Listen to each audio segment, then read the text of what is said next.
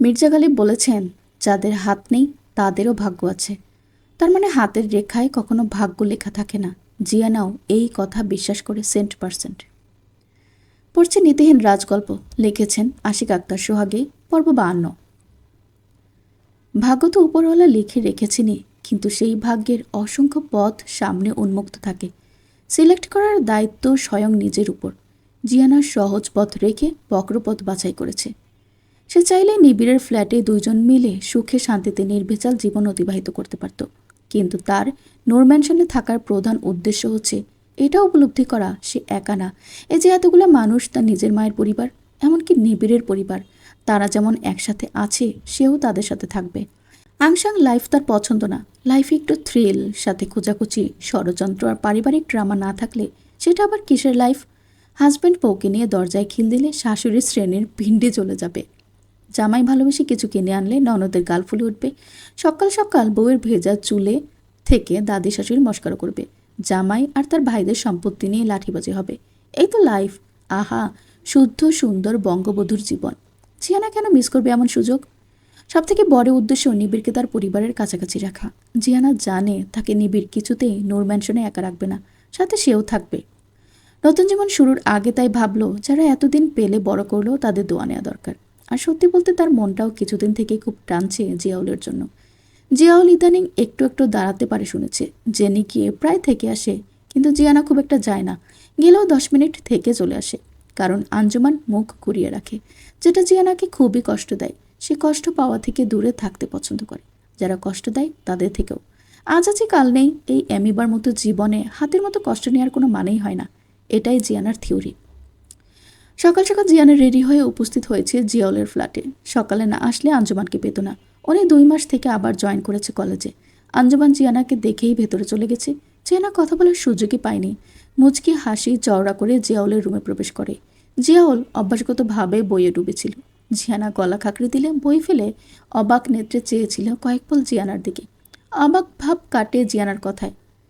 Captain, এই সাজসজ্জা আজকের জন্যই শুধু? বকাঝকা শুরু করবে না তো? শ্বশুর বাড়ি যাচ্ছি, তোমাদের দোয়া নিতে আসলাম। জিয়াউল হাত বাড়িয়ে কাছে ডাকলেন। জিয়ানা সেই সুযোগেই ছিল, তাই এক প্রকার উড়েই চলে গেল জিয়াউলের বুকে। ছোট্ট ছানার মতো আগলে নিল জিয়াউল। জেনি নিজের মেয়ে হলেও জিয়াউলের সাথে কখনো এত সহজ সম্পর্ক হয়ে ওঠেনি যতটা জিয়ানার সাথে হয়েছে। নিজের হাতে একটু একটু করে বড় হয়েছে, অথচ আজ এই বাচ্চাটা বড় হয়ে শ্বশুর ঘরে যাচ্ছে। জিয়াউলের আজ মনে হলো বিজ্ঞানের অগ্রগতি সে যেদিন মানবে সেদিন নিজের সন্তানকে আবার ছোট্টবেলায় ফেরত নেওয়া যাবে। অ্যাক্সিডেন্ট না হলে সে এত আর্লি মেয়েদের বিয়ে কিছুতেই দিত না। তার বুকের হাড়ে যেন চিনচিনে ব্যথা হচ্ছে। সে একজন অসফল পিতা, সন্তানদের সুখের কোনো ব্যবস্থা করতে পারেনি। জিয়ানা জিয়াউলের ভারী নিঃশ্বাসের মানে বুঝল, তাই আর একটু বুকে চেপে বুকে ঢুকে বলল, আব্বু, ও আব্বু। জিয়াউলের কলিজা ঠান্ডা হয়, তবে ভেতরের আত্মার তেষ্টা মেটে না। মনে হয় মেয়েটা একেবারেই চলে আসে না কেন, প্রতিদিন এভাবে ডাকে না কেন। চোখের কোণা দিয়ে নেত্রজল গড়িয়ে পড়ে জিয়ানার কাঁধে। জিয়ানা মাথা উঠিয়ে দেখে তার অসাধারণ পালিত পিতাকে, যাকে কখনো কাঁদতে তো দূরের কথা, ভেঙে পড়তেও দেখেনি।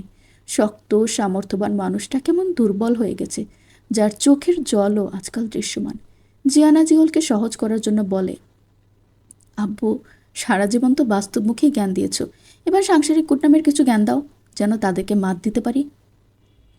সংসার করার মতো তোর বয়স হয়নি জিও। যখন হবে তখন গুছিয়ে ঘর দোর সব সামলাতে পারবি। কি বলো, বয়স হবে না কেন? আপির কাজিন রুম্পা আমার 8 মাসের ছোট, অথচ ওর বেবি হয়ে গেছে কবে। আমার আর 2 দিন পরে 21 হবে। আব্বু, তুমি ভুলে গেছো? ভুলি না রে আম্মু, সব কিছু যদি আমার হাতে থাকতো তবে তোদের এত আর্লি বিয়ে দিতাম না। জিয়ানা জিয়াউলকে ছেড়ে বিছানায় বসে বলে, ওহ আব্বু, ডেফার্ড ম্যারেজ সাফার্ড লাইফ। যেটা করতেই হবে সেটা পরবর্তীতে করে আহেতুক লাইফ স্পয়েল করার কি দরকার?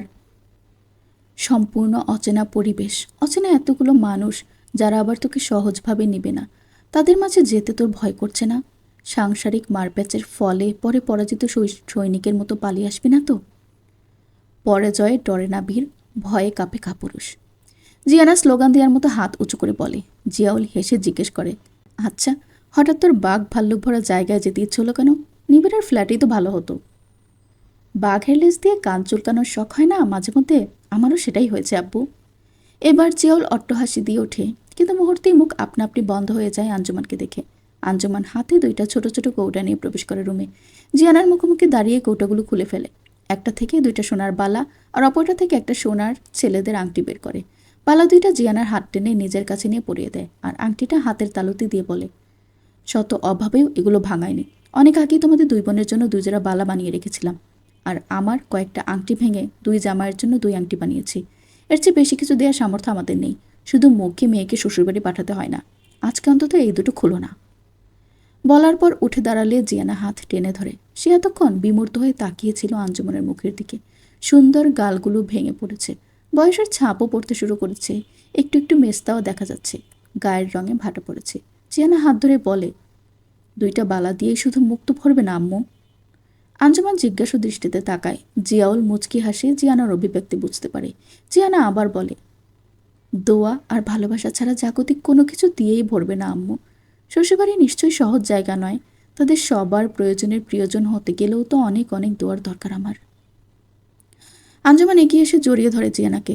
তারপর থুতনি ধরে মুখটা উঠিয়ে দেখে কপালে চুমু এঁকে দিয়ে বলে, যতক্ষণ পর্যন্ত তুমি অন্যের প্রয়োজন পূরণ করতে থাকবে, ততক্ষণ পর্যন্ত আল্লাহ তোমার প্রয়োজন পূরণ করতে থাকবেন। আবু হুরায়রা রাদিয়াল্লাহু তাআলা আনহু বলেছেন, দুনিয়ার কোনো কাজে আহেতুক না, যতটুকু করবে ঠিক ততটুকু ফেরত পাবে, হোক ভালো কিংবা খারাপ। আর শ্বশুরবাড়ি গিয়ে ভদ্র সভ্য হয়ে থাকবে, জঙ্গলিপনা একদমই করবে না। মুরব্বীদের অবশ্যই সম্মান আর আদবের সাথে কথা বলবে। পড়াশোনার পাশাপাশি সংসারের টুকটাক কাজ করবে। তাদের বাড়িতে নিশ্চয়ই মেড আছে, তবুও সবার মন জুগিয়ে চলবে। মনে থাকবে, তোমার উপর আমাদের আর তোমার হাজব্যান্ডের রেপুটেশন অনেকটা ডিপেন্ডেবল। জিয়ানা মাথা নাড়ে। আজ এতটুকু সে আশা করেনি। এটার ক্রেডিট সম্পূর্ণ জেনির। আঞ্জুমান নিজের 2 হাতের মাঝে জিয়ানার হাত নিয়ে বলে, জিও, অভাব আর চারপাশের সব বিপদ একসাথে আসায় আমি হিতাহিত জ্ঞান শূন্য হয়ে উঠেছিলাম। তাছাড়া তোকে নিজের হাতে বড় করে অন্যের কাছে দিতে আমার একদম ইচ্ছে ছিল না। ভেবেছি সারা জীবন আমার কাছেই রাখবো জুনায়েদের মাধ্যমে। সব কিছু এলোমেলো হয়ে যাওয়ায় আমি আমার মাঝে ছিলাম না। মাফ করেছিস তো মা? জিয়ানা মাথা নেড়ে বলে, না, কোনো মাফ নেই, যদি না আমাকে দেখতে নূর ম্যানশন যাও। আঞ্জুমান মুচকি হেসে বলে, যাবো ইনশাল্লাহ। জিয়ানা বাইরে দাঁড়িয়েছে নিবিড়ের অপেক্ষায়। সে কোন চুলায় কে জানে। আজ পুরো চান্দি ফাটা রোদ উঠেছে। মে মাসে ঝড় বৃষ্টির জন্য ঘর ছেড়ে বের হওয়া যাবে না তা না, এমন মাংস শুকনো রোদ উঠেছে। তারপর লেহেঙ্গার যে ওয়েট, জিয়ানার মনে হচ্ছে মাটিতে গেঁথে যাচ্ছে সে। আশেপাশে সবাই তাকিয়ে তাকিয়ে দেখছে, হয়তো ভাবছে এমন উদ্ভট সাজে এ কোন পাগলের আমদানি। পরক্ষণে নিবিড় বাইক নিয়ে থামলো জিয়ানার সামনে। থেমে পূর্ণ দৃষ্টিতে তাকিয়ে একটা ঝটকা খেলো মনে মনে। মুখের এক্সপ্রেশন আর সাজসজ্জার সব উদ্ভট। লেহেঙ্গা ঘাগরার সাথে সাদা শার্ট, শার্টের আবার উপরের 2 বোতাম খোলা, একটা গলায় নেকলেসও পড়েছে, হাতে আবার ভদ্রমহিলাদের মতো বালা, এক টান কাজল পরে ঠোঁটে হালকা লিপগ্লোস দেয়া, চুল খিঁচে ধরে পেঁচিয়ে ক্লচার দিয়ে আটকানো। লেহেঙ্গার ঘাগরা এক হাতে উঠিয়ে বিরক্তি নিয়ে তাকিয়ে আছে নিবিড়ের দিকে। ঘাগরার নিচে আবার স্কিনি জিন্স, পায়ে নিবিড়ের কিনে দেওয়া স্নিকার্স, পেছনে স্কুলের স্টুডেন্টের মতো তার নিত্যসঙ্গী সেই মোটা ব্যাকপ্যাক, যার হ্যান্ডেলের 2টা ব্যাচ লাগানো, একটাতে লেখা সাবধান, অপরটাতে লেখা বিপজ্জনক, পাশে ট্রলে রাখা। নিবিড়ের প্রচণ্ড হাসি পেলেও ইশারা করলো উঠে বসতে। এখন হাসলে আবার বেঁকে বসতে পারে। বুদ্ধিমান কখনো মৌচাকে ঢিল ছুড়ে না। জিয়ানা নিবিড়ের দিকে এগিয়ে বলে, বাক্স পেট্রাকে আপনার মাথায় বসাবো? অটো ডাকেন, এমনিতে আসছে দেরি করে, আবার আক্কেল দেখো। জি না মিসেস, আমি আরও 10 মিনিট আগেই এসেছি। সামনের গলিতে কিছু লোকজনের সামনে পড়ে কথা বলতে হয়েছে। পাশ দিয়ে একটা অটোরিকশা যাওয়ার সময় সেটাকে থামিয়ে লাগেজটা উঠিয়ে ভাড়া টাকা দেয় নিবিড়। জিয়ানা রিকশায় উঠে বসে বলে, এমন সংসেজে বাইক দিয়ে যেতে পারবো না, আপনি পেছন পেছন আসুন। নিবিড় বাধ্য স্বামীর মতো তাই করে। আজকাল সে এই 2 আঙ্গুলের মেয়ের কথা অক্ষরে অক্ষরে পালন করে। কেন করে জানে না। ধমক দিতে গিয়ে সেই ধমক জোর করে গিরে ফেলে। চড়থাপ্পর তো এখন দিতেই পারবে না। কি দিন আসলো তার।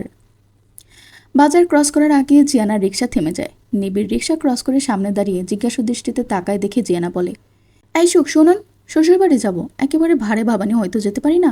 ঝটপট ফলমূল আর কিছু মিষ্টি আর দই কিনে আনন যান। ফর্মালিটি করতে হবে না, বাসায় ওইসব উইকলি যায়, তোমার মাতব্বরির দরকার নেই। তারপর রিকশালার দিকে তাকিয়ে বলে, চলো মামা। জিয়ানা নেমে বলে, খালি হাতে আমি যাব না। নিবিড় কটমট করে তাকিয়ে বাইক থেকে নেমে দাঁড়িয়ে বলে, মামা রিকশার সামনে আগাও, আমি কিনে আনছি সব। বাজার পার করে খালি জায়গায় এসে দাঁড়ায় জিয়ানা। সেটার পাশে স্কুলের কয়েকটা ছেলে মেয়ে হাউকাউ করছে গোল হয়ে দাঁড়িয়ে। না চাইতেও তাদের কথা তার কানে আসে। কোনো একটা মেয়ে রাগে গজগজ করে বলছে, কয়টা লাং লাগে তোর আমার বয়ফ্রেন্ডের সাথে চ্যাটিং করিস কেন? এই কথা বল। একটা স্কুল পড়ুয়া বাচ্চার মুখে এমন কথা শুনে জিয়ানা মাথা বের করে উঁকি দিয়ে দেখে 4টা মেয়ে আর 2টা ছেলে গোল করে ধরেছে অন্য স্কুল ড্রেস পরা চাশমিশ একটা মেয়েকে। জিয়ানা খুঁতিয়ে খুঁতিয়ে দেখার মাঝে অবাক হয়, কারণ একটা ছেলের হাতে স্প্রিংয়ের হান্টার চাকু। সেই ছেলেটা চাকুটা দিয়ে মেয়েটার মুখের কাছে এনে বলে, এই সুন্দর মুখটা যদি এইটা দিয়ে একটা টান দেই তবে কি মুবিন তোর দিকে ফিরে তাকাবে? বলেই খিকখিক করে হেসে উঠল। জিয়ানা তাদের উদ্দেশ্যে রিক্সা থেকেই শীষ বাজায়। সবাই শব্দের উদ্দেশ্যের দিকে তাকিয়ে দেখে উদ্ভট জিয়ানাকে। ততক্ষণে জিয়ানা নেমে দাঁড়িয়ে জিজ্ঞেস করে, কি হচ্ছে এখানে? চাকু হাতের ছেলেটা বলে, আন্টি, পার্সোনাল ম্যাটার, এখান থেকে ফুটেন। আব্বে সামলে, হ্যাঁ, দামড়া দামড়া ছেলেদের আম্মা ডাকতে বলি, আর তুই পুচকা আমাকে আন্টি বলিস? রাস্তায় মাস্তানি হচ্ছে। আমরা যা খুশি তাই করব, আপনার বাপের কি? বলে উঠল পাশের ছেলেটা। জিয়ানা তাদের দিকে এগিয়ে চাকুওয়ালার মাথায় 4টি মেরে সরিয়ে দেয়, আর মাঝখান থেকে চশমা পরা গোল গোল খেদে চোখ মুখ ফুলিয়ে ফেলা মেয়েটাকে বের করে এনে বলে, বাপ তুলে কথা বলিস, এক থাবড়া দিলে থোবড়া বেঁকে যাবে। তারপর চাকুওয়ালাটার দিকে তাকিয়ে বলে, স্কুলে পড়া বাদ দিয়ে মাস্তানি হচ্ছে? দাড়ি গফ তো আগে উঠতে দিবি বাপ, তোকে মাস্তান কম ঠেলিস আমার জ্যাদা লাগতেছে। চাকুওয়ালার হাতে ঘা লেগেছে, তাই সে জিয়ানার দিকে এগিয়ে এসে বলে, এটা কি দেখেছেন? ভালোই ভালোই কেটে পড়ুন, আমাদের মামলা আমরাই দেখছি। জিয়ানা ফট করে হাত থেকে চাকুটা কেড়ে নিয়ে মাটিতে ফেলে নিজের পায়ের নিচে রাখে, আর ছেলেটার 2 হাতের কবজি নিজে 2 হাত দিয়ে চেপে ধরে বলে, দুধ দাঁত না পড়তেই মাস্তানি করার জন্য আজ নিজেই নিজের হাতে থাপ্পড় খাবি। বলেই ছেলেটার হাত দিয়ে তার নিজের গালে ঠাস ঠাস করে উল্টাপাল্টা চড় লাগালো। বাকিরা মারার কায়দা দেখে 3 দুনিয়া ভুলে দৌড় লাগালো। রিক্সাওয়ালা মামা হাত তালিয়ে দিয়ে বললে, আফা আরও কয়টা দেন, এগুলার জ্বালায় অন্য বাচ্চাটা নষ্ট হইতাছে। মার থামিয়ে ছেলেটাকে ছেড়ে বলে, এটা আমার বোন, আর যদি কোনোদিন হ্যারাস করেছিস তবে তোদের প্রতিটাকে রিমান্ডে নিয়ে 7 দিন ভরবো। মুখ দিয়ে না, মুখের বরাবর নিচের বিকল্প রাস্তা দিয়ে, মনে থাকবে? ছেলেটা কিছুটা দূরে গিয়ে ঘাড় বাঁকিয়ে বাঁকা নজরে তাকালে জিয়ানা আবার 2 কদম আগায়, ফলে সে দৌড় লাগায় দিক বিদিক ভুলে। মেয়েটা এগিয়ে এসে জড়িয়ে ধরে জিয়ানাকে। জিয়ানা কিছুটা অবাক হয়ে বলে, অচেনা মানুষকে জড়িয়ে ধরতে নেই মেয়ে, নাম কি তোমার? দুঃখিত আপু, আমার নাম শেলেন্স আবরার, আর আপনাকে অনেক শুক্রিয়া। জিয়ানা মেয়েটার চুল ঠিক করে দিতে দিতে বলে, কোন ক্লাসে পড়ো? 8 আপু, ওই যে সামনের স্কুলে, ওরা অন্য স্কুলের, আমি ওদের চিনি না পর্যন্ত, আজ কয়েকদিন থেকে এমন মলেস্ট করছে, আই ডোন্ট নো হোয়াই। তোমার গার্ডিয়ানকে বলনি? আমার মম নেই, ড্যাড বিজনেসের জন্য দেশের বাইরে, আপাতত এক ফুফুর বাসায় আছি। আচ্ছা, সাবধানে থেকো, কিছুদিন কাউকে সাথে করে স্কুলে আসা যাওয়া করো, ঠিক আছে? ইউটিউবে ভিডিও দেখে সেলফ ডিফেন্স শিখবে, প্লাস কনফিডেন্স বাড়াবে। কেউ তোমাকে কষ্ট দিতে চাইলে সেটা 2 হাত বাড়িয়ে নিতে হবে কেন? দুনিয়াতে তুমি একজনই, 700 কোটি মানুষের মাঝে তুমি 1 পিস। বি কনফিডেন্ট, ওকে? মেয়েটা মাথা নাড়ে। নিবিড় রিক্সার কাছে এসে বলে, এনিথিং রং? জিয়ানা আর শেলিন্স একসাথে তাকায়। নিবিড় এগিয়ে এসে বলে, আরে শেলি, কতবার হয়ে গেছো, কি অবস্থা? শেলিন্স মাথা নাড়ে। জিয়ানা জিজ্ঞেস করে, পরিচিত? হ্যাঁ, মাইমুনা ননদ, বাসায় এসো, ওকে? জিয়ানার রিক্সার কাছে এসে দেখে মিষ্টির প্যাকেট হাতে নিয়ে সিটের মাঝে ক্লাবের এক ছেলে বসে আছে, তাই বাধ্য হয়ে সে নিবিড়ের বাইকে করে রওনা দেয় নূর ম্যানশনের উদ্দেশ্যে। কাছাকাছি এসে নিবিড় জিজ্ঞেস করে, বাসা থেকে কি বলে দিয়েছে? এক্সট্রা হাঙ্কিমাকে না করতে বলেছে। গুড। আর আপনার $1,000,000 কা ইজ্জতের ফালুদা যেন না করি সেটাও বলেছে। নিবিড় হো হো করে হেসে বলে, নিজের বাড়িতে যাচ্ছ, কাউকে পরোয়া করার দরকার নেই, তবে মেহেদি আর রাফিনের থেকে 100 হাত দূরে থাকবে। শ্রদ্ধেয় ভাসুর হন ওনারা, দূরত্ব তো বজায় রাখবই, ফিকার নট। বউ হিসেবে শ্বশুরবাড়ি পা দিয়েও জিয়ানার বিশেষ কোনো উত্তেজনা নেই, যা হবার তা হবে টাইপ ভাব। মন মানসিকতা এমন লেভেলে পৌঁছে গেছে, ভালো খারাপ বোধ কাজ করে না। নিবিড়কে দেখেই 2 জন গার্ড এগিয়ে আসে। একজন লাগেজ আর মিষ্টির প্যাকেট নেয়, অপরজন আগে আগে ভেতরে গিয়ে খবর দেয়। নূর ম্যানশনে যদিও নিবিড় আগে জানিয়ে রেখেছে তারা আসছে। সদর দরজায় এসে দেখে উম্মু কুলসুম, পাশে স্বপ্না, আর উনার পাশে অপরিচিত স্থূলাকায় 50-এর উপরে একজন শ্যামা মহিলা, আরও একজন অপরিচিত মেয়ে, বয়স বোঝা যাচ্ছে না। পাশে একটা 4-5 বছরের মেয়ে আড়াল হয়ে দাঁড়িয়ে আছে। জিয়ানা সবাইকে দেখে চমৎকার হাসি দিল। পেছন থেকে সাদা থান পরা সুন্দর ছোটখাটো একজন মহিলার হাতে ট্রে ভর্তি নানা জিনিস নিয়ে এগিয়ে এলেন। ওনার পেছন পেছন আরও 2 জন গভর্নর ছিল, যাদের হাত ভর্তি নানা রকমের কাঠের বাক্স। সাদা থান পরা যিনি, উনি নিশ্চিত অনুরাধার মা। গলায় তুলসীর মালা দেখে জিয়ানা চিনে ফেলে। দাদি এগিয়ে এসে মিষ্টি খাইয়ে দেয় জিয়ানাকে। নিবিড়ের কাছে গেলে সে ইশারায় না করে। জিয়ানা ব্রুকুচকে তাকালে আবার এগিয়ে নিজেই চামচ দিয়ে তুলে খায়। অপরিচিত মেয়েটা বলে, চমৎকার, দ্য গ্রেট শুকনীল নিবিড় বউয়ের ইশারায় চলে দেখি। তারপর জিয়ানার দিকে তাকিয়ে বলে, কি মেয়ে, জাদু টাদু জানো নাকি? এমন পাথরটাকে গলালে কিভাবে? আর শোনো, যতই ছোট হও, বয়সে কিন্তু আমি তোমার একমাত্র ননদ, রায় বাঘিনী ননদিনী মাইমুনা, বুঝে শুনে চলবে। জিয়ানার বেশ ভালো লাগলো ওনার কথা শুনে। এই বাড়িতে একজন তাহলে আছে যে একটু সহজ হবে। জিয়ানা চমৎকার হেসে বলে, যে বনে বাঘ নেই সেই বনে হরিণরা রাজত্ব করে। সংসারে ননদিনী না থাকলে বউদের অবস্থাও সেম হয়।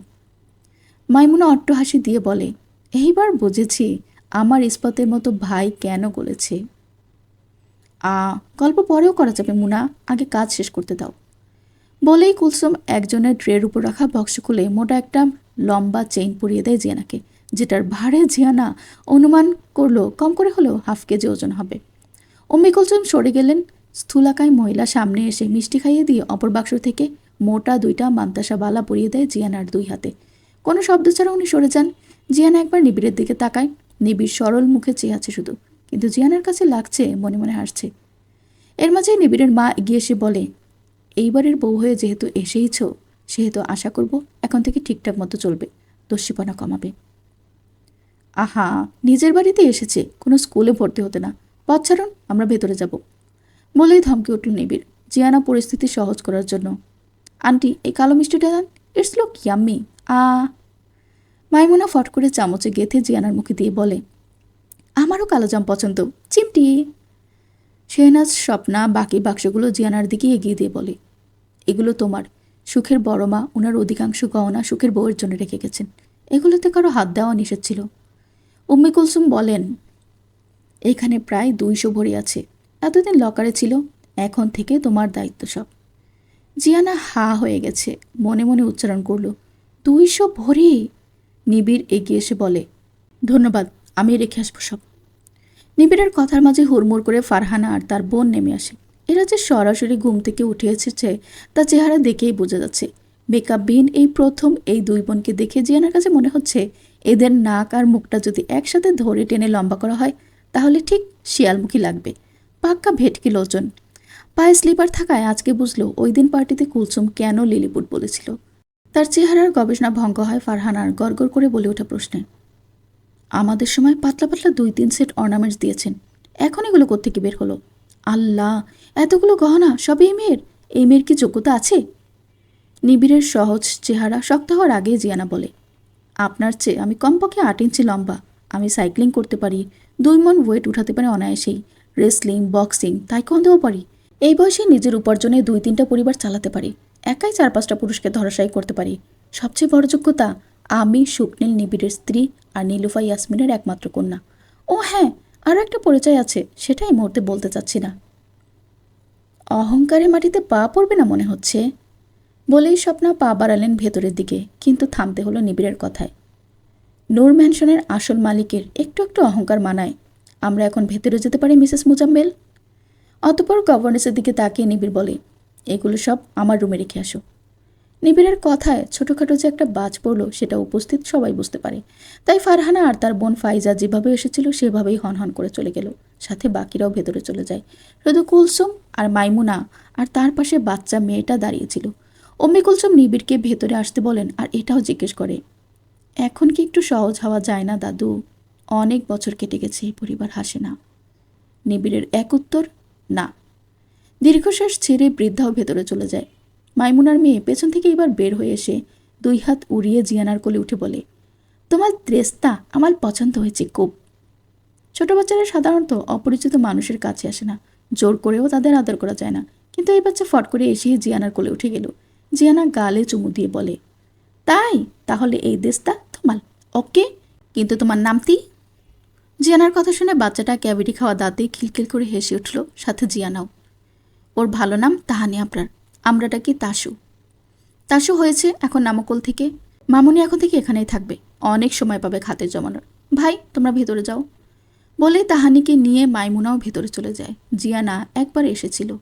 ঝকঝকে তকতকে মার্বেল পাথরের ফ্লোর, 3 তলার টপ থেকে বড় ঝাড়বাতি চলছে, যেটা দেখে তার দীপিকার ওম শান্তি ওম মুভির মতো বলতে ইচ্ছে হলো, এক চুটকি সিন্দুর কা কিমত তুম কে জানো সুখবাবু। কিন্তু সে বলল, এই কাবলিওয়ালা, কোলে করে নিয়ে যান উপরে।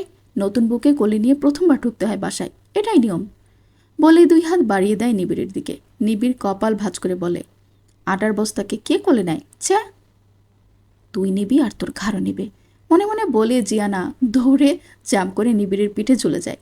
হঠাৎ জাম্পের ফলে নিবিড় ঝুঁকে যায়, কিন্তু তবুও জিয়ানাকে ধরে না, ওইভাবেই হাঁটা ধরে। জিয়ানা 2 হাত দিয়ে গলা জড়িয়ে ধরে লটকে লটকে উপরে ওঠে। দোতলার অপর পাশের থাই জানালার দাঁড়িয়ে একজোড়া চোখ, সেটা দেখে নিজের বুকে নিজেই আঘাত করে ওঠে। রুমে ঢুকে জিয়ানার তাকিতুকি করা দেখে নিবিড় প্রশ্ন করে, কি খোঁজো? আরে আমি ভাবলাম আপনি সারা ঘর ফুলফল দিয়ে সাজিয়ে রেখেছেন। দূর, বিয়েও করেছেন ডগমগ করে, এখন বাসর করতেও চান এমন ডগমগ করে। নিবিড় কাবার্ডের দিকে এগিয়ে যেতে যেতে বলে, বাহ, বাসর করার জন্য দেখছি তোমার ভালোই আগ্রহ। সবারই আগ্রহ থাকে, যদিও দিল্লি কা লাড্ডু জো খায়গা ও পস্তায়গা, জো নেই খায়গা ও ভি পস্তায়গা। কে পস্তা নেই ভালো তবে? জিয়ানা উত্তর দেয় না, ঘুরে ঘুরে রুম দেখে। বিশাল বড় রুম, একটা পালঙ্ক টাইপ কিং সাইজ বেড, কালো কাঠের, দেখেই বোঝা যাচ্ছে বহু আগের ডিজাইন আর অনেক মজবুত। চারপাশে 4টা কারুকার্য করা পিলার। আগে এটাতে মশারি বাঁধা হলেও এখন একেবারেই খালি। সিমিলার ডিজাইনের একটা 3 পার্টের আলমারি আর একটা তেপায়া কর্নার টেবিল, তার উপরের ওয়ালে রাজকীয় একটা মিরর। ব্যাস, বাকি রুম শুধু জানালা আর জানালা। আলোর কারণে চোখ মতে আসছে জিয়ানার। এত বড় রুমে ইজিলি ফুটবল খেলা যাবে। রুম থেকে চোখ সরিয়ে বিছানায় গিয়ে বসে। বিছানার হাইটও বেশি, বসার ফলে জিয়ানার পা ঝুলে গেছে। পা দুলাতে দুলাতে গলার দড়ি সম চেইন খুলে রাখে। তারপর হাতের মান্তাসা খুলতে খুলতে হঠাৎ চোখ যায় নিবিড়ের দিকে। নিবিড় গোসলের জন্য শার্ট খুলে ফেলে। জিয়ানার চোয়াল ঝুলে পড়ে চকচকে দিনের আলোয় নিবিড়ের ফিট অ্যান্ড ফাইন বডি দেখে। নিবিড় জিয়ানার তাকানো দেখি এগিয়ে গিয়ে বলে, নটি গার্ল, এভাবে তাকিয়ে আছে কেন? মাইন্ডে কি চলে? জিয়ানার চোয়াল সঠিক স্থানে এনে নিবিড়ের দিকে ঝুঁকে গিয়ে বলে, কি ইচ্ছে হচ্ছে জানেন? নিবিড়ের শরীর জিয়ানার সাথে লেপ্টে বলে, সেটাই শুনিতে চাই। জিয়ানা নিজের 2 হাত নিবিড়ের উন্মুক্ত বক্ষে রেখে লাজুক মুখ করে ডানে বামে তাকায়। তারপর আচম্বিতে 2 হাত দিয়ে নিবিড়ের নিপল ধরে একটা মোচড় দিয়ে প্যাপু প্যাপু মুখ দিয়ে শব্দ করে ছুট লাগায় বাইরের দিকে। নিবিড়ের শরীরের প্রতিটা লোম দাঁড়িয়ে গেছে, সাথে মুখ হা হয়ে গেল। তারপর মুচকি হেসে মনে মনে বলে, টিট ফর ড্যাট। পর্ব 53। দানে আনে। যে যত বড় দাতা, তার উপর আল্লাহর রহমত বরকত তত বেশি। এই দান করার শিক্ষাটা মানুষ কোনো স্কুল কলেজ কিংবা ইউনিভার্সিটি থেকে পায় না, পায় পরিবারের কাছ থেকে। আরেকটা উপায় পায়, সেটা হচ্ছে জেনেটিক্যালভাবে। জিয়ানাও হয়তো জেনেটিক্যালি পেয়েছে এই গুণটা। সে দানে খুব আনন্দ পায়। তার কাছে কিচ্ছু নেই, তবুও পারলে বাসায় নিয়ে গিয়ে কিছু দিবে দিবে টাইপ ব্যাপার আছে। সব কিছু সে নিজে আঁকড়ে ধরে রাখায় বিশ্বাসী না। তাছাড়া শেয়ারিং ইজ কেয়ারিং রাইমস ছোটবেলায় যে শিখেছিল, সেটাও কাজে লাগায় সে। নিবিড়ের বিছানায় সব গহনা মেলে রেখেছে। পুরো বিছানা ভর্তি হয়ে গেছে। গলার গুলা এক সাইডে, হাতের গুলা এক সাইডে, এইভাবে পার্ট বাই পার্ট আলাদা করে রাখলো। গোল্ডের কালারটা এখনকার গুলোর মতো না। বিছানায় বাবু হয়ে বসে দেখে যাচ্ছে সব জুয়েলারি।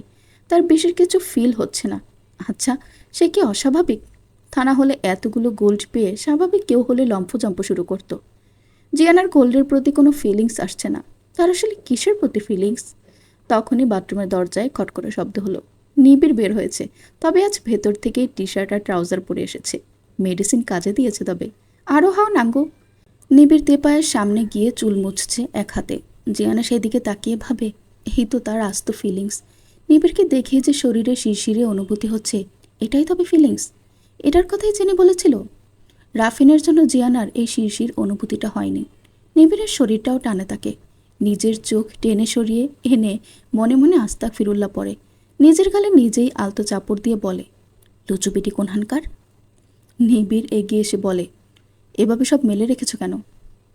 আচ্ছা, এই গোল্ডগুলো পুরাতন হওয়ার জন্যই কি কালার একটু ভোতা? হুম, এগুলো সনাতন গোল্ড, দাম একটু কম। গোল্ডেরও প্রকারভেদ আছে? জিয়ানা অবাক হয়ে প্রশ্ন করে। নিবিড় জিয়ানার ফরহেডে টোকা দিয়ে বলে, জি মহারানী, আপনি কোন ওয়ার্ল্ডে থাকেন? মেয়ে হয়েও গোল্ডের প্রকারভেদ জানেন না? যে ওয়ার্ল্ডে মানুষ খাবার না পেয়ে মরে, সেই ওয়ার্ল্ডে এসব ফালতু ধাতু আমার কাছে ভুজুং ভাজুং ছাড়া আর কিছুই না। নিবিড় জিয়ানার মুখোমুখি বসে, এক হাত জিয়ানার গালে রেখে বলে, তুমি যে নীলুফা ইয়াসমিনের মেয়ে, সেটা প্রতিনিয়তি প্রমাণ দিচ্ছ। একটা কথা মাথায় রেখো, দুনিয়াতে যত বিপদে পড়ে সব ভালো মানুষেরা, খারাপ মানুষেরা আলগোছে পার পেয়ে যায়। এই যে তুমি, আগা গোড়া ভালো স্বচ্ছ টলটলে দিঘির মতো একটা মেয়ে, তোমার লাইফ দেখো আর আমাকে দেখো। এখানে ভালো খারাপের কিচ্ছু নেই। তাছাড়া আমি আপনার চেয়ে সুখের দিক দিয়ে বড়লোক। আচ্ছা, কিভাবে দেখাও? জিয়ানা নিবিড়ের কপালে তর্জনী আঙ্গুল দিয়ে টেপ করে বলে, আজ তো একটা সুখই আমার। ওহো, ভুলেই গিয়েছিলাম। তো সুখকে বাইরে দাঁড় করিয়ে না রেখে ভেতরে ঢুকতে দাও, তবেই না সুখ একান্তই তোমার হবে। জিয়ানা নিবিড়ের মুখ চেপে ধরে বলে, বাজে কথা রাখুন তো, কাজের কথা শুনুন। আমার একটা বহুদিনের প্ল্যান ছিল, সেটা সফল করতে আমার বুড়ো বয়স পার হয়ে যেত, কিন্তু আল্লাহ মানুষের নিয়তের উপর যে ভাগ্য লিখে রেখেছেন সেটার প্রমাণ আজ পেলাম। আপনার ফুয়াম্মর একটা জমি আছে আমার দাদুর বাড়িতে, মেন সড়কের সাথেই অনেকটা জমি একসাথে। এতদিন যেখানে আব্বু মানে জিয়াউল আব্বুর গরুর ফার্ম ছিল, এখন ফাঁকা। আমার প্ল্যান হচ্ছে সেই জায়গাটাতে এক পাশে এতিমখানা আর এক পাশে বাবা মা আশ্রম করব। বাবা মা আশ্রম? আহা, বৃদ্ধাশ্রম বলতে আমার ভালো লাগে না। তাছাড়া শুধু বৃদ্ধারাই থাকে না তো। ছাড়ুন এইসব।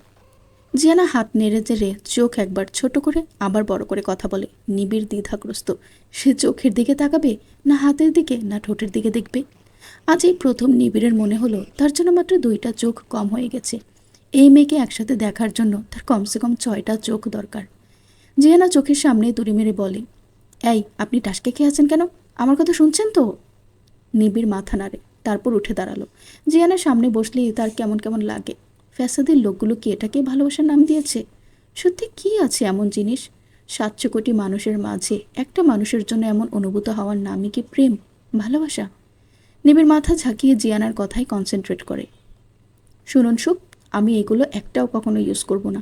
আমার এসবে কোনো ফ্যাসিনেশন কাজ করে না। বস্তুত কোনো ধাতুতেই না। তাই প্ল্যান করেছি এখান থেকে আমি 4টা ভাগ করব।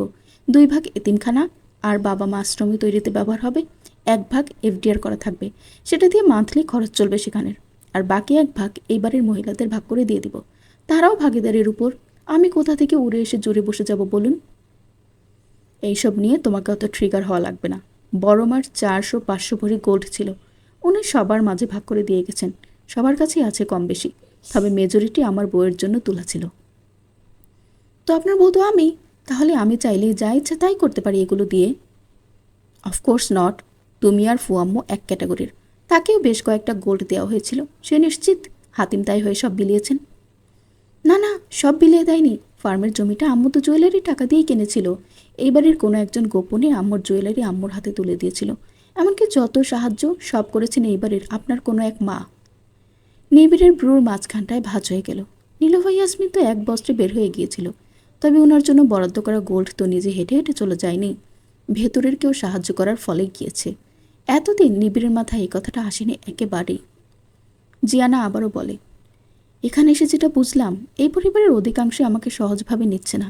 তাদের সাথে সম্পর্ক সহজ করার জন্য হলেও কিছু দেওয়া উচিত না? শুনো মেয়ে, যত বেশি তুমি সহজলব্ধি হবা তত বেশি সস্তা ভাববে সবাই। নিজেকে মাঝে মধ্যে রিজার্ভ রাখা লাগে। তাছাড়া বিপদে আল্লাহর পর অর্থ সম্পদই কাজে লাগে। যখন বিপদে পড়বা কেউ এগিয়ে আসবে না। বলে আলমারির দিকে আগায়। আজকের কথা না ভেবে আমি কালকের কথা আগাম ভেবে রাখি না সুখ। কালকে যদি বেঁচে না থাকি, সম্পর্কগুলোর মাধ্যমে তাদের স্মৃতিচারণের মাধ্যমে একমাত্র কেউ বেঁচে থাকতে পারে যুগের পর যুগ। অর্থ সম্পদের তো আর সেই ক্ষমতা নেই, তাই না? নিবিড় ঘুরে জিয়ানার দিকে তাকায় আর ভাবে, সম্পর্ক? তার কাছে সম্পর্কের কোনো গুরুত্ব নেই কেন তবে? নিবিড়কে কি কেউ মনে রাখবে না? এই পরিবার যারা কোনো দিনই নিবিড়কে আপন ভাবেনি, অথচ স্বার্থের টানে এখন ঠিকই নিবিড় নিবিড় যাবে। তবুও সব ভুলে কেন জিয়ানার মতো সহজ চিন্তা সে করতে পারে না? কেন মাফ করতে পারে না এই বেঈমান পরিবারটাকে? কেন একটা খুনিকে আগলে রাখে সবাই মিলে? বাইরে পড়া ড্রেস বের করতে করতে বলে, তুমি কত সহজ সুন্দর চিন্তা করতে পারো জিয়ানা, আমি পারি না।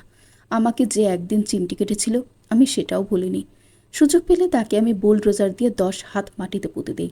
তোমার আর আমার অনেক পার্থক্য। এর মূল কারণ কি জানো? Root factor.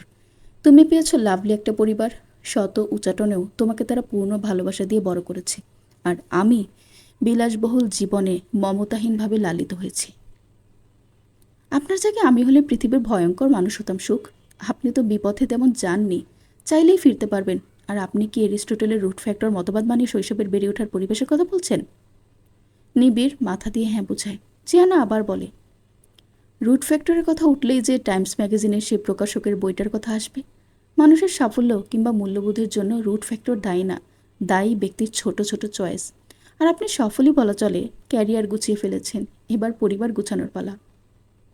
আমরা নিউক্লিয়ার পরিবার হব, গোষ্ঠীসহ পরিবার ভাবার দরকার নেই। বয়লিং ফ্রগ সিনড্রোম গবেষণার কথা শুনেছেন না? ব্যাংকে পানি সহ আগুনে দিলে প্রথমে সে পানির তাপমাত্রা বাড়ার সাথে সাথে নিজের শরীরের তাপমাত্রা বৃদ্ধি করে।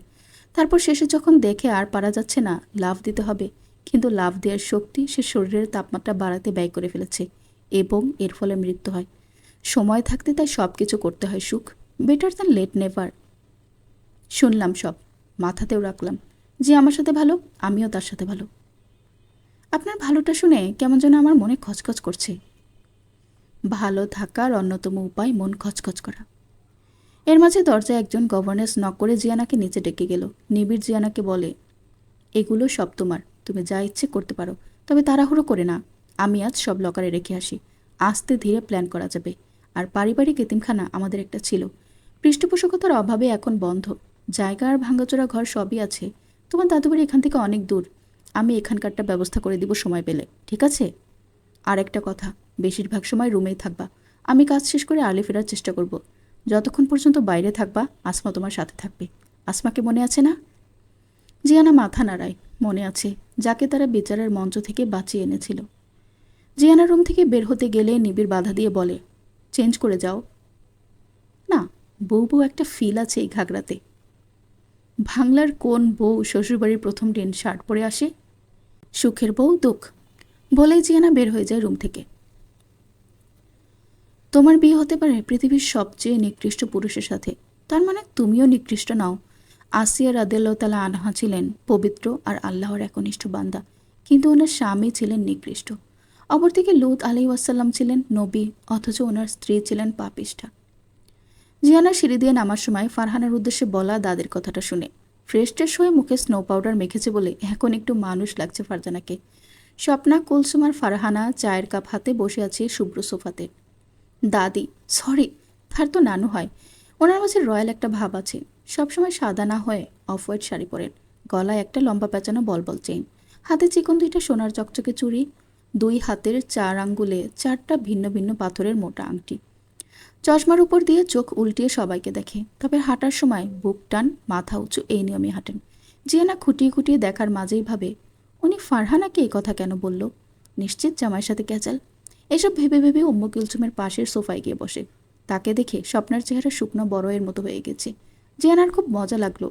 একটু জাদ্রেল শাশুড়ি না হলে জমে না আসলে। শাশুড়ি মানবে না বউকে, রাত হলে মাথা ব্যথার অজুহাতে ছেলেকে নিজের কাছে রাখবে। আহা, কে সিন হে!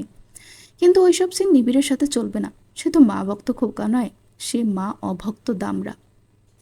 সোফায় বসার সাথে সাথেই জিয়ানার মনে হলো সে মেঘে ভাসছে, পেটে গুদগুদের মতো হলো, স্প্রিংয়ের মতো হালকা সুইম হওয়ায়। বড়লোকদের সবকিছু এত বাড়াবাড়ি লেভেলের সুন্দর আর আরামের কে হতে বলেছে? এখানে কেউ না থাকলে সে 5 little monkey jumping on the bed রাইমসটা বলে একটু লাফালাফি করত। পরক্ষণে সিঁড়ি বেয়ে ফাইজাকে নামতে দেখে তার মনে হলো পোস্তুগুলা মাসদুল থাইকা উঠে আসা প্রিন্সেস, যে ঠকঠক করে তাহার 4 ইঞ্চি পাদুকা দিয়ে শব্দ তৈরি করিয়া ইহা দিকে এগিয়ে আসিতেছেন। সাথে আরেকটা জিনিস খেয়াল করলো, ফাইজা বড্ড অস্বস্তি নিয়েই হাঁটছে।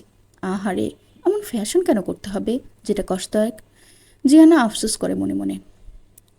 কয়েক ইঞ্চি লম্বা হওয়ার জন্য মেয়েরা গোড়ালি কিংবা হাঁটুর 12টা বাজিয়ে হিল পরে না।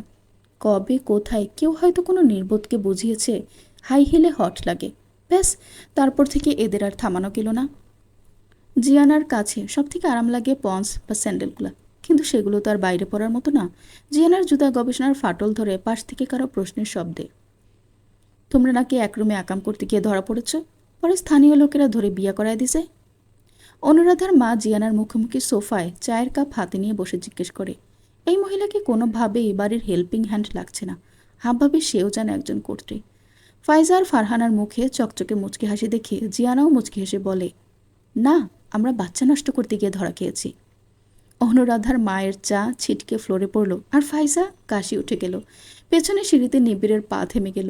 3 আঙ্গুল দিয়ে ঘাড় চুলকিয়ে ভাবে, সে অযথাই চিন্তা করছে এই মেয়েকে নিয়ে।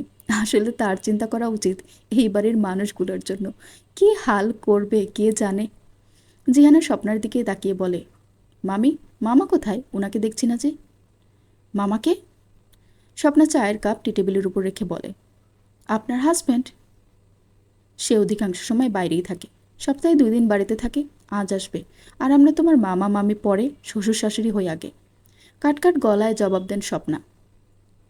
যার মাধ্যমে সম্পর্ক পাতাবো সে নিজেই যখন স্বীকার করে না, সেখানে আমার নিজের সম্পর্কই ঠিক আছে বলে মনে হচ্ছে, তাই না নানু? কুলসুম ফট করে জিয়ানার দিকে তাকায়। এই পৃথিবীতে তাকেও কেউ নানু ডাকার আছে সেটা ভুলেই বসেছিল। পূর্ণ দৃষ্টিতে জিয়ানার দিকে তাকিয়ে চশমা খুলে ফেলেন তিনি।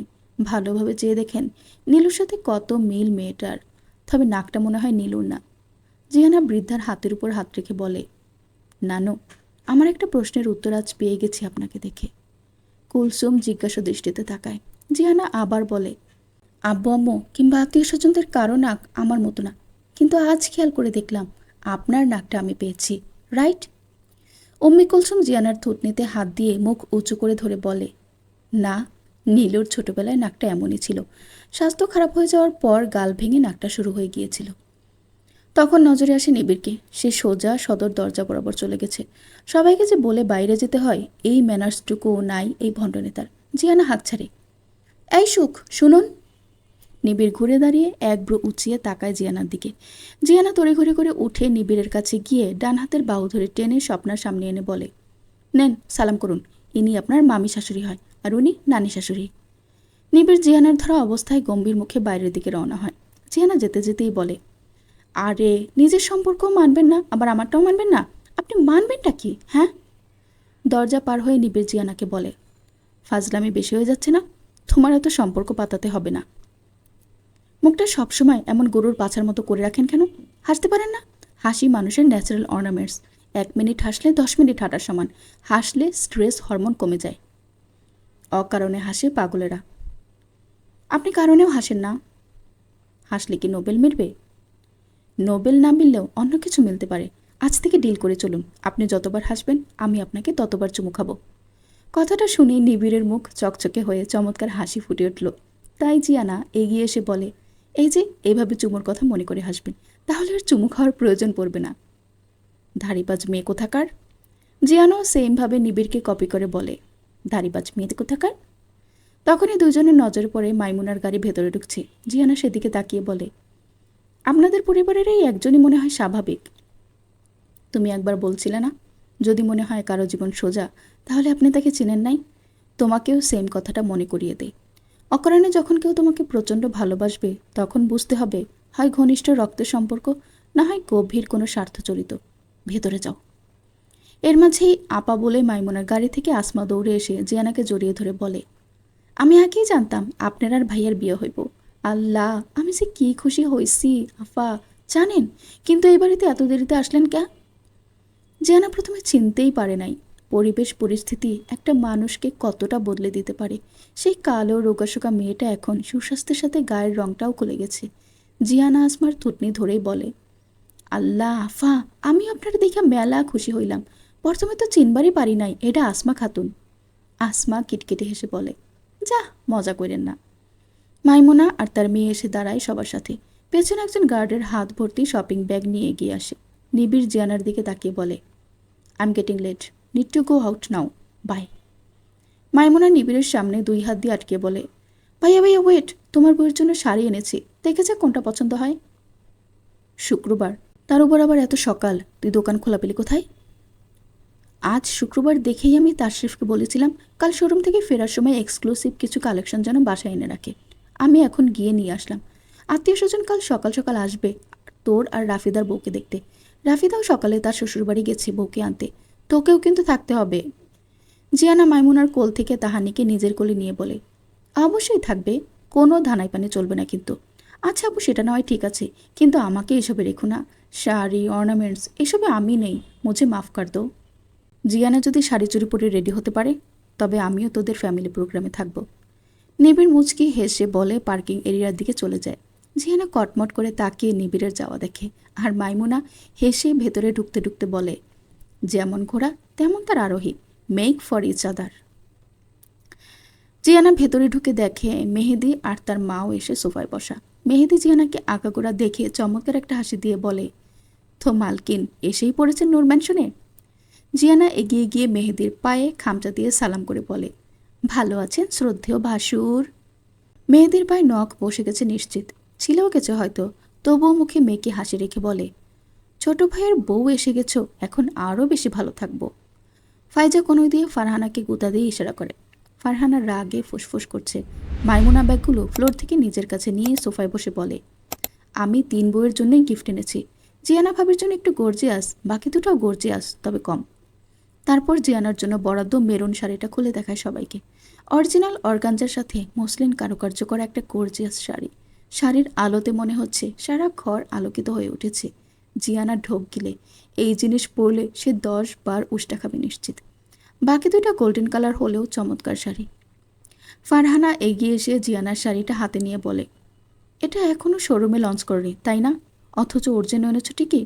আমি এমন একটা চাই, অ্যাডভান্স পে করে দিচ্ছি এখনই। ভাবি, এটা একটাই মেক হয়েছে। ডিজাইনের সময় আমি সিলেক্ট করে রেখেছিলাম জিয়ানার জন্য। তোমাদেরকেও তো এক্সক্লুসিভ ড্রেস দিয়েছি। মাইমুনা বিরক্তি নিয়ে বলে। জিয়ানা বুঝতে পারলো মাইমুনা কিংবা তার হাজব্যান্ডের নিজস্ব ব্র্যান্ডের শাড়ি এগুলো। সে এগিয়ে এসে বলে, আপু, এইসব আমার কোনো কালেই ফ্যাসিনেশন নেই। সত্যি বলতে আমি বুঝিও না তেমন পার্থক্য। এটা ভাবিকে দাও, আর নিজের একটা আমি নেই। মামলা ডিসমিস। মেহেদি হো হো করে হেসে বলে, ওর কাছে সবার শেখা উচিত কিভাবে বড়দের সম্মান করতে হয়। এইবারের বেশিরভাগরাই তো শুধু সাজসজ্জা, খাওয়া আর নেওয়া ছাড়া কিচ্ছু বোঝে না। যদিও এক একজনের স্যাগি মার্কা খোমা, ছ্যা। এক প্রকার তেতে উঠে ফারহানা।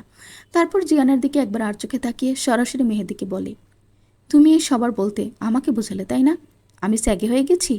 ও, এই জন্যই তো আজ এত বছর থেকে আমার দিকে ফিরেও তাকাও না। তো কাকে ভালো লাগে? জিয়ানার দিকে এগিয়ে গিয়ে তার বাহু ধরে মেহেদির কাছে গিয়ে বলে, এমন ন্যাচারাল সুন্দরীকে?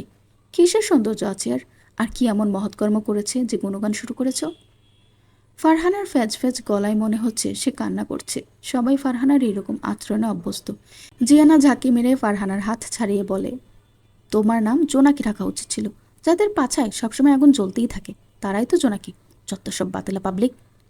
কুলসুম, মাইমুনা, মেহেদি আর মেহেদির মা হেসে ওঠে জিয়ানার কথায়।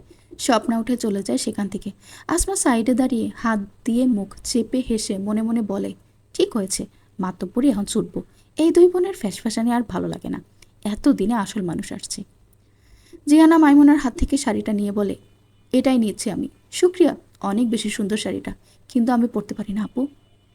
মেহেদির মা এগিয়ে এসে বলে, আমি পরিয়ে দিব, আমার ঘরে চলে এসো, ঠিক আছে? আচ্ছা, তাহলে শাড়িটা তোমার কাছেই রাখো আন্টি। আমি আপাতত এই বাড়িটা সার্ভে করে আসি। চলো আসমা। বলেই নিজের ঘাগরা উঁচু করে ধরে হেঁটে বাইরে বের হয়ে যায়। পেছন পেছন আসমাও যায়। ফারহানা আর ফাইজা মুখ চুপসে ডাইনিংয়ে গিয়ে বসে। মেহেদি মুচকি হেসে কিছুক্ষণ পর সেও জিয়ানারা যেদিকে গেছে সেদিকে যায়। সকালের মিষ্টতা এখনও রয়েছে, সূর্যের তেজ এখনও বাড়েনি। পায়ের নিচে নরম ঘাসের উপর দাঁড়িয়ে জিয়ানা ঘাড় ঘুরিয়ে অবাক চোখে দেখে বিশাল বড় এরিয়ার বাড়িটা।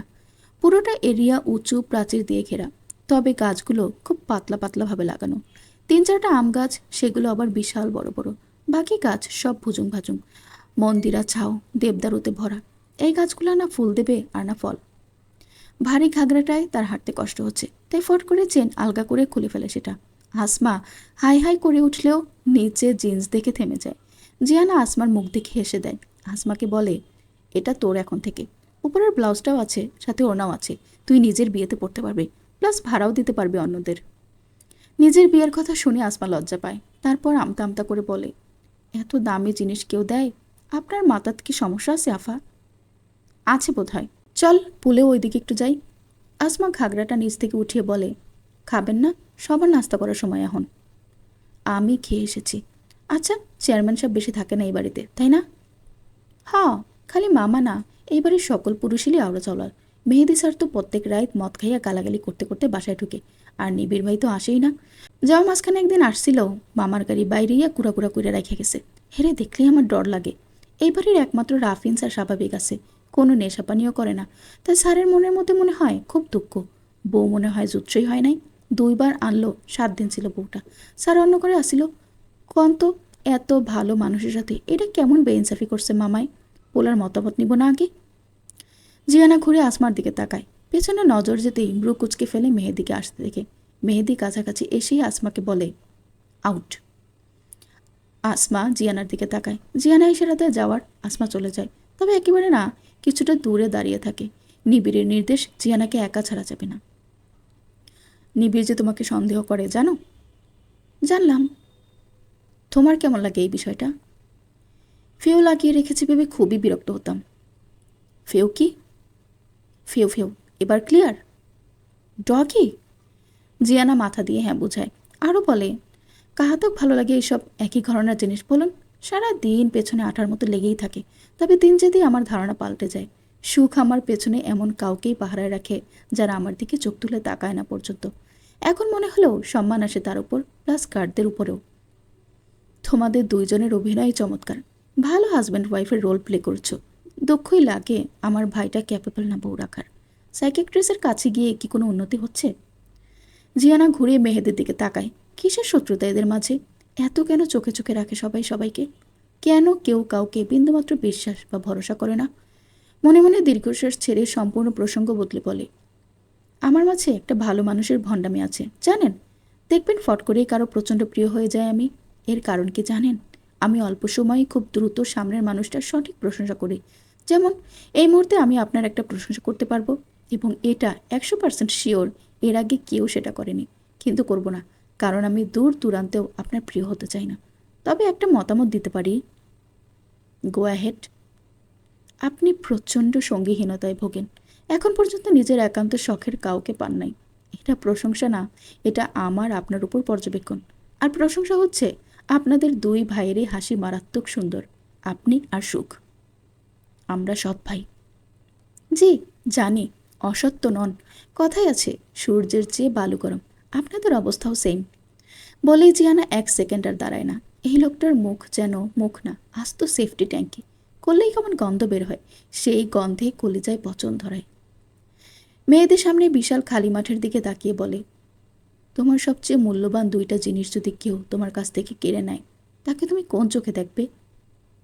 করুণার চোখে দেখব, কারণ কারোটা নিয়ে কেউ বড় হয় না। বুমেরাং হয়ে সবার কৃতকর্মের সুফল আর কুফল ফিরে আসবেই।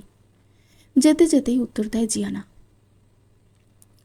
জিয়ানা দুপুরের খাবার ঘরেই খেয়েছে, আসমা দিয়ে গেছে। খেয়ে যে ঘুমিয়েছে, এখনও কোনো নড়াচড়া নেই। সন্ধ্যার প্রাক্কালে নিবিড় চাবি দিয়ে লক খুলে রুমে ঢুকেই দেখতে পায় আবছায়াতে ঘুমে কাদা তার বউ। ওভারসাইজ টি শার্টের ফাঁকে টামে উকে ঝুঁকে দিচ্ছে। নিবিড় বিনা শব্দে নিজের জামা কাপড় ছাড়ে। বাথরুম থেকে ফ্রেশ হয়ে এসে জিয়ানার পাশে শুয়ে অপলক তাকিয়ে থাকে। তেলতেলে গালে 2-1টা পিম্পল হয়েছে। ঘন নেত্র পল্লব একসাথে লেগে থাকায় আরও ঘন দেখাচ্ছে। গালের নিচে হাত রাখায় ঠোঁটগুলা বাবুদের মতো ফুলে আছে। নিবিড় আর নিজেকে সংবরণ করে না, এগিয়ে গিয়ে টুপ করে চুমো এঁকে দেয় ঠোঁটে। জিয়ানা ফট করে চোখ খুলেই বলে, আমার বাস্তবের সব প্ল্যান নস্যাৎ করে দেয়নি, এখন স্বপ্নেও হানা দেওয়া শুরু করেছেন? এবার তোমাকে নস্যাৎ করব। সুখের বাচ্চা, মুখে লাগাম দেন। নস্যাৎ করলেই না সুখের বাচ্চা আসবে না? জিয়ানা নিবিড়ের মুখ চেপে ধরে কথা আটকায়। নিবিড়ের বেশ মজা লাগছে জিয়ানাকে বিরক্ত করতে। সে জিয়ানার কোমরে 2 হাত দিয়ে ধরে নিজের সাথে মিশিয়ে নেয়। জিয়ানার কোনো হেলদোল না দেখে নিবিড় দুষ্টমি শুরু করে নিজের হাত দিয়ে। জিয়ানা দাঁতে দাঁত চেপে চুপচাপ শুয়ে থাকে। সে জানে রিয়াকশনে বিরক্ত বাড়বে। হাত যখন বিপদ সীমা পার করছে, খপ করে ধরে কটমট করে তাকায় জিয়ানা। নিবিড় হো হো করে হেসে বলে, কি আর পারলা না চুপ করে থাকতে? জিয়ানা ফটাফট উঠে পড়ে বিছানা থেকে। নিবিড় ফুল দুষ্টমি মোডে আছে, সে বুঝে গেছে। ফ্রেশ হয়ে এসে দেখে নিবিড় বারান্দায় স্যাশির সাথে বসে আছে। জিয়ানা পেছন থেকে বলে, নেন। কি? বাসর রাতে বউকে কিছু দিতে হয়, আপনি যেহেতু দিলেন না তাই আমিই দিলাম। আংটি আপনার পালিত শাশুড়ি দিয়েছে। এত এত গোল্ড পেয়েও আরও আশা করছো? আচ্ছা ধারিপাজ মেয়ে তো তুমি, সাথে লোভিও। একটু সংশোধন হবে, শুধু লোভী না, প্লাস পাপি। লোভিষ্ট আমি হয়েছে, আমাকে মুখ করে খুশি থাকুন। শুধু মুখ করব কেন, সবই করব। অশ্লীল বেটা। আর তুমি মানুষের অজায়গায় কুজায়গায় যে হাত দাও, সেটা কি? নিবিড় স্যাশিকে রেখে জিয়ানার মুখোমুখি দাঁড়িয়ে প্রশ্ন করে। জিয়ানা খিলখিলিয়ে হেসে বলে, কিসমিস দেখলে আমার চিমটি দিতে ইচ্ছা হয়। কাল ট্রায়াল রুমে আপনি কি করেছেন ভুলে গেছেন? বলেই মিররের দিকে গিয়ে নিজের চুল ঠিক করা শুরু করলো। নিবিড় নিজ পকেটে হাত দিয়ে কিছু একটা বের করে। তারপর মুঠো মেলে ধরার সাথে সাথে নীলুফা ইয়াসমিনের সেই সোনার চেইনটা ঝুলতে থাকে। নিবিড় জিয়ানা বলে ডাক দিলে জিয়ানা তাকায় আর চোখে। ঝুলন্ত সেই চেইনটা দেখে দৌড়ে এসে জড়িয়ে ধরে নিবিড়কে। এতে নিবিড়ের শরীরে কারেন্ট এলো যেন। ফিসফিসিয়ে জিয়ানার কানে কানে বলে, আদর করতে ইচ্ছা হচ্ছে এখন। জিয়ানা নিবিড়ের হাত থেকে লকেট সহ চেনটা নিজের হাতে নিয়ে বলে, আপনি যে আদর মিন করেছেন সেটা পসিবল না। আগে ট্রিটমেন্ট কোর্স কমপ্লিট করবেন, ডাক্তার সার্টিফিকেট দিবে, শুকনীল নিবিড় ওকে নাও, দেন আমার কাছে আসতে পারবেন। বলেই নিবিড়কে ছেড়ে কপট রাগ দেখালো জিয়ানা। ভয় পাচ্ছ তবে? দেখুন, মরে যেতে আমার ভয় কখনোই করে না। আজ বা কাল মরতে তো হবেই, কিন্তু চোখের সামনে কাউকে মৃত্যু যন্ত্রণায় দেখতে ভয় লাগে খুব। সেটা যদি আপনি হন, তবে নিজের মৃত্যুই শ্রেয়। পর্ব ৫৪। ভাই, সংবেদনশীল পর্ব, সবাই সামলায় শুনেন। চুমুতে শরীরে অক্সিটোসিন নামক হরমোন নিঃসৃত হয়, যার ফলে স্ট্রেস কমে। এছাড়া ৭টা বিশেষ উপকার হয়। এর মাঝে সবচেয়ে গুরুত্বপূর্ণ হলো ক্যালোরি বার্ন করে। স্বাভাবিক ফ্যান্সি কেসে ৩০ ক্যালোরি বার্ন হয়। যদি শ্বাস প্রশ্বাস দ্রুত ছাড়া হয় তবে ৯০ ক্যালোরি বার্ন হয়। হৃদরোগের ঝুঁকি কমায়, ওজন কমায়। চুমুর ফলে মুখে রক্ত সঞ্চালন বেশি হয়, ফলে স্কিন ভালো থাকে। মোস্ট ইম্পর্ট্যান্ট, সম্পর্ক সুদৃঢ় করে। জিয়ানা এতক্ষণ ব্রুকুচকে নিবিড়ের কথা শুনে গেল। তার শর্তের ফিরতি শর্ত দিয়েছে ১০০ চুমু খেতে হবে নিবিড়কে। নিবিড় মোটেও কৌতুক করছে না, তার মাঝে কৌতুকের ফাংশন নেই। তবে ইদানিং জিয়ানার সাথে হাসি ঠাট্টা, সাথে দুষ্টমিও করে নিবিড়। ডাক্তার বলেছে এটা পজিটিভ সাইন। তার মাঝে সকল স্বাভাবিক জিনিস ঢেকে গেছে অস্বাভাবিক কঠোরতায়। জিয়ানা খুশি হয় মনে মনে। তবে এই যে ভণ্ডামি শুরু করেছে সেই কখন থেকে, আমার নাম নিচ্ছে না। জিয়ানা সত্যি বলতে সেদিনের ভয়টা কাটেনি। নিবিড়ের অবস্থা নিজ চোখে দেখে সে আগানোর সাহস পাচ্ছে না। নিবিড়ের সেশন শেষ প্রায়, আর 2টা আছে। জিয়ানা ভেবেছে চূড়ান্তভাবে তখনই আগাবে, কিন্তু নিবিড় তো মানছেই না। এই রাতটা এত দীর্ঘ মনে হচ্ছে মাত্র সন্ধ্যা পার হয়েছে, বাকি রাত পড়েই আছে। সে ৩ নম্বর হাত মানে অজুহাত খুঁজে চলেছে মনে মনে। তখনই নিবিড় প্রশ্ন করে, কি কাছে করলে কোনো অজুহাত খুঁজে পাচ্ছ না? তবে আমি আমার কাজ শুরু করি। এই না না, আমি আপনার শর্তে রাজি, তবে এখন না। হ্যাঁ চলুন, নিচে গিয়ে আপনার বাবার সাথে দেখা করে আসি, উনি মনে হয় এসে পড়েছেন। নিবিড় বিছানা ছেড়ে আচম্বিতে দাঁড়িয়ে পড়ল। হাস্যজল চেহারা হঠাৎ গম্ভীর হয়ে উঠল। ঠোঁট কামড়ে কিছুটা নিজেকে সংবরণ করার চেষ্টা করে বলে, ফার্দার কখনোই উনাকে আমার বাবা বলবে না, মনে থাকবে? জিয়ানা বুঝলো এদের সম্পর্ক অতি খারাপ, না মহা খারাপ পর্যায়ে আছে। তাই বলল, ওকে মেহেদির বাপ বলবো, হয়েছে? উনি কারো বাবা হওয়ার যোগ্য না। বলেই রুম থেকে বের হয়ে গেল শটান। জিয়ানাও পেছন পেছন যায়, কিন্তু দরজায় দাঁড়িয়ে নিচের দিকে তাকিয়ে আবার রুমে ঢুকে যায়। লাগেজ থেকে একটা স্কার্ফ বের করে গলায় ঝুলিয়ে বের হয় রুম থেকে। জিয়ানা সিঁড়ির কাছে যেতেই রাফিন সামনে দাঁড়ায়। কিছুক্ষণ তাকিয়ে থেকে বলে, আমার তোমার সাথে কথা আছে, এদিকে আসো। চলুন নিচে সোফায় বসে শুনি। রাফিনের চেহারা বেশ মলিন হয়ে গেছে, চুলগুলোতে এখন আর মুরগি ছিলা নেই, এলোমেলো হয়ে কপালময় পড়ে আছে। জিয়ানা একবার তাকিয়ে চোখ সরিয়ে নিচের দিকে দেখে। এত লাইট এই বাড়িতে, ভেতরে থাকলে বোঝার উপায় নেই দিন না রাত। আচ্ছা, এদের মাসিক বিদ্যুৎ বিল কত আসতে পারে? সে যখন হিসেবে মুশকুল, তখনই তার হাতে টান পড়ে। রাফিন হাত ধরে পাশের খোলা করিডোরে ঢুকে যায়। জিয়ানার মেজাজ অত্যাধিক খারাপ হয়ে গেল। এদের ৩ জনের মাঝে সে না চাইতেও চলে আসায় নিজের উপর বিরক্ত হলো। স্কুল কলেজে একটা ছেলেরও পাত্তা না পাওয়া জিয়ানার মনে হলো, উপরওয়ালা যাব দেতা হে, দেতা ছাপ্পার ফারকে। এখন ৩ জনের ঠেলাঠেলি বেজে গেছে। নিজেকে শান্ত রাখার জন্য রাফিনের দিকে তাকিয়ে বলে, স্যার আমি একজনের স্ত্রী, হুটহাট এভাবে শরীরে হাত দিবেন না। আমি কিছু বলছি না, কিন্তু সুখ দেখলে আপনার হাত আর হাতের জায়গায় থাকবে না। জিও প্লিজ, এইভাবে কথা বলো না প্লিজ। তোমার সাথে আমার অনেক কথা আছে। আমি জানি তোমাদের স্বাভাবিক সম্পর্ক না, তুমি এখনও আমাকে পছন্দ করো, রাইট? ব্যাকবোনলেস মানুষদের আমি পছন্দ করি না স্যার। আমার পছন্দ সুখের মতো করকরে লক্ষ্যে, যে নিজের পছন্দের জন্য যুদ্ধ বাঁধিয়ে দিতে পারে। আমাকে তুমি যা ইচ্ছা বলো, আমি তোমাদের একসাথে দেখতে পারছি না। Nibir is not your type. No, he is. আমার সুখের মতো ডাইভার্সিফাইড লোকই পছন্দ। এই রেগে ফায়ার, আবার বরফের মতো কোল্ড, কখনো অতি রোমান্টিক, আবার মেরে তক্তা বানায়। হঠাৎ ফোর্স লাভে বিশ্বাসী, পরক্ষণে এবার তুলতুলে অনুভূতির জোয়ারে ভাসায়। He is something special sir, আপনি বুঝবেন না। রাফিন এগিয়ে আসে জিয়ানার দিকে। জিয়ানা পিছিয়ে গিয়ে বলে, মনোবিজ্ঞানীদের মতে যে ব্যক্তি সবার মাঝে দোষ খুঁজে পায়, সে মনের কোনো না কোনো বড় ব্যর্থতায় ভুগছে, কিংবা জীবনে এমন কোনো ঘাটতি আছে যার কারণে সে কোনো ব্যক্তির মাঝে ভালো দেখতে পায় না। আপনি ট্রিটমেন্ট করুন, নয়তো ভাবিকে সময় দিন। এসেছে না ভাবি? কই সে? বলেই বের হয়ে আসে করিডোর থেকে। রাফিন আকুল পাথারে পড়েছে। সে তার বৈবাহিক সম্পর্ক আগানোর কোনো কারণই খুঁজে পাচ্ছে না। তার প্রতিনিয়ত মনে হচ্ছে নিজেকে নিজে হারিয়ে ফেলছে। এই সম্পর্কের কোনো ভ্যালু নেই। সে সাফাকে আজ সাফ সাফ জানিয়ে দিবে সে ডিভোর্স চায়। তার পক্ষেই অনুভূতির টানাপোড়েনে বেঁচে থাকা আর সম্ভব না। যদি সেদিন নিবিড়ের সাথে সে ভুলটা না করতো মেহেদি, নিবিড় আর তার জীবনটা আজ এত এলোমেলো হতো না। না মেহেদি নিবিড়কে ভুল বুঝতো, আর না নিবিড় রাফিনকে। এই অগোছালো সম্পর্ক, এই এত এত মিসআন্ডারস্ট্যান্ডিং কীভাবে কাটবে? আজীবন তাদেরই অগোছালোভাবেই টেনে বেড়াতে হবে। বুক ছিঁড়ে দীর্ঘশ্বাস বের হয়ে আসে রাফিনের। জিয়ানা নিচে নামার সাথে সাথেই মামুন ইসলাম ভেতরে প্রবেশ করলেন। উন্মুক্ত চুলে জিয়ানাকে দেখে মামুন ইসলাম থমকে দাঁড়ালেন। এক মুহূর্তের জন্য মনে হয়েছে নীলুফা নামছে সিঁড়ি বেয়ে। ওনার চোখ ভিজে উঠল। জিয়ানা চমৎকার হেসে সালাম দিয়ে মামুন ইসলামের কাছে গিয়ে দাঁড়িয়ে জিজ্ঞেস করে, আমি কি আপনাকে মামু বলতে পারি? তুমি আমাকে নাম ধরে ডাকলেও সই জননী। মামুন ইসলাম জিয়ানার মাথায় হাত রেখে বলেন। জিয়ানা ওনার বেশভূষা দেখে অবাক হয় কিছুটা। এই গরমেও কাঁধে লম্বা পাতলা শাল ফেলে রেখেছেন। অবশ্য এই যাবৎকালে যতবার দেখেছে এই শাল ওনার জার্সির মতো সঙ্গেই থাকে। হয়তো ডান হাতটা যে অকেজো সেটা ঢাকার জন্য। জিয়ানার নজর আটকায় শালের নিচে সুতোয় ঝুলতে থাকা একটা শুকনো পাতায়। ব্রু চুলকানোর অজুহাতে চোখ নিচে নামিয়ে ভালোভাবে লক্ষ্য করে দেখে। এর মাঝে স্বপ্না চলে আসে তাদের মাঝে। এসেই মামুন ইসলামের কাঁধ থেকে শালটা নিতে চায়, কিন্তু মামুন ইসলাম হাত ঝটকা মেরে সরিয়ে জিয়ানাকে জিজ্ঞেস করে, মা জননী, তুমি হবু হো নীলুর মতো দেখতে, জানো? জিয়ানা মাথা নাড়িয়ে বলে, কিভাবে জানবো বলুন, কখনো তো দেখিনি। ও হ্যাঁ, তাই তো, আমার কাছে ওর অ্যালবাম আছে।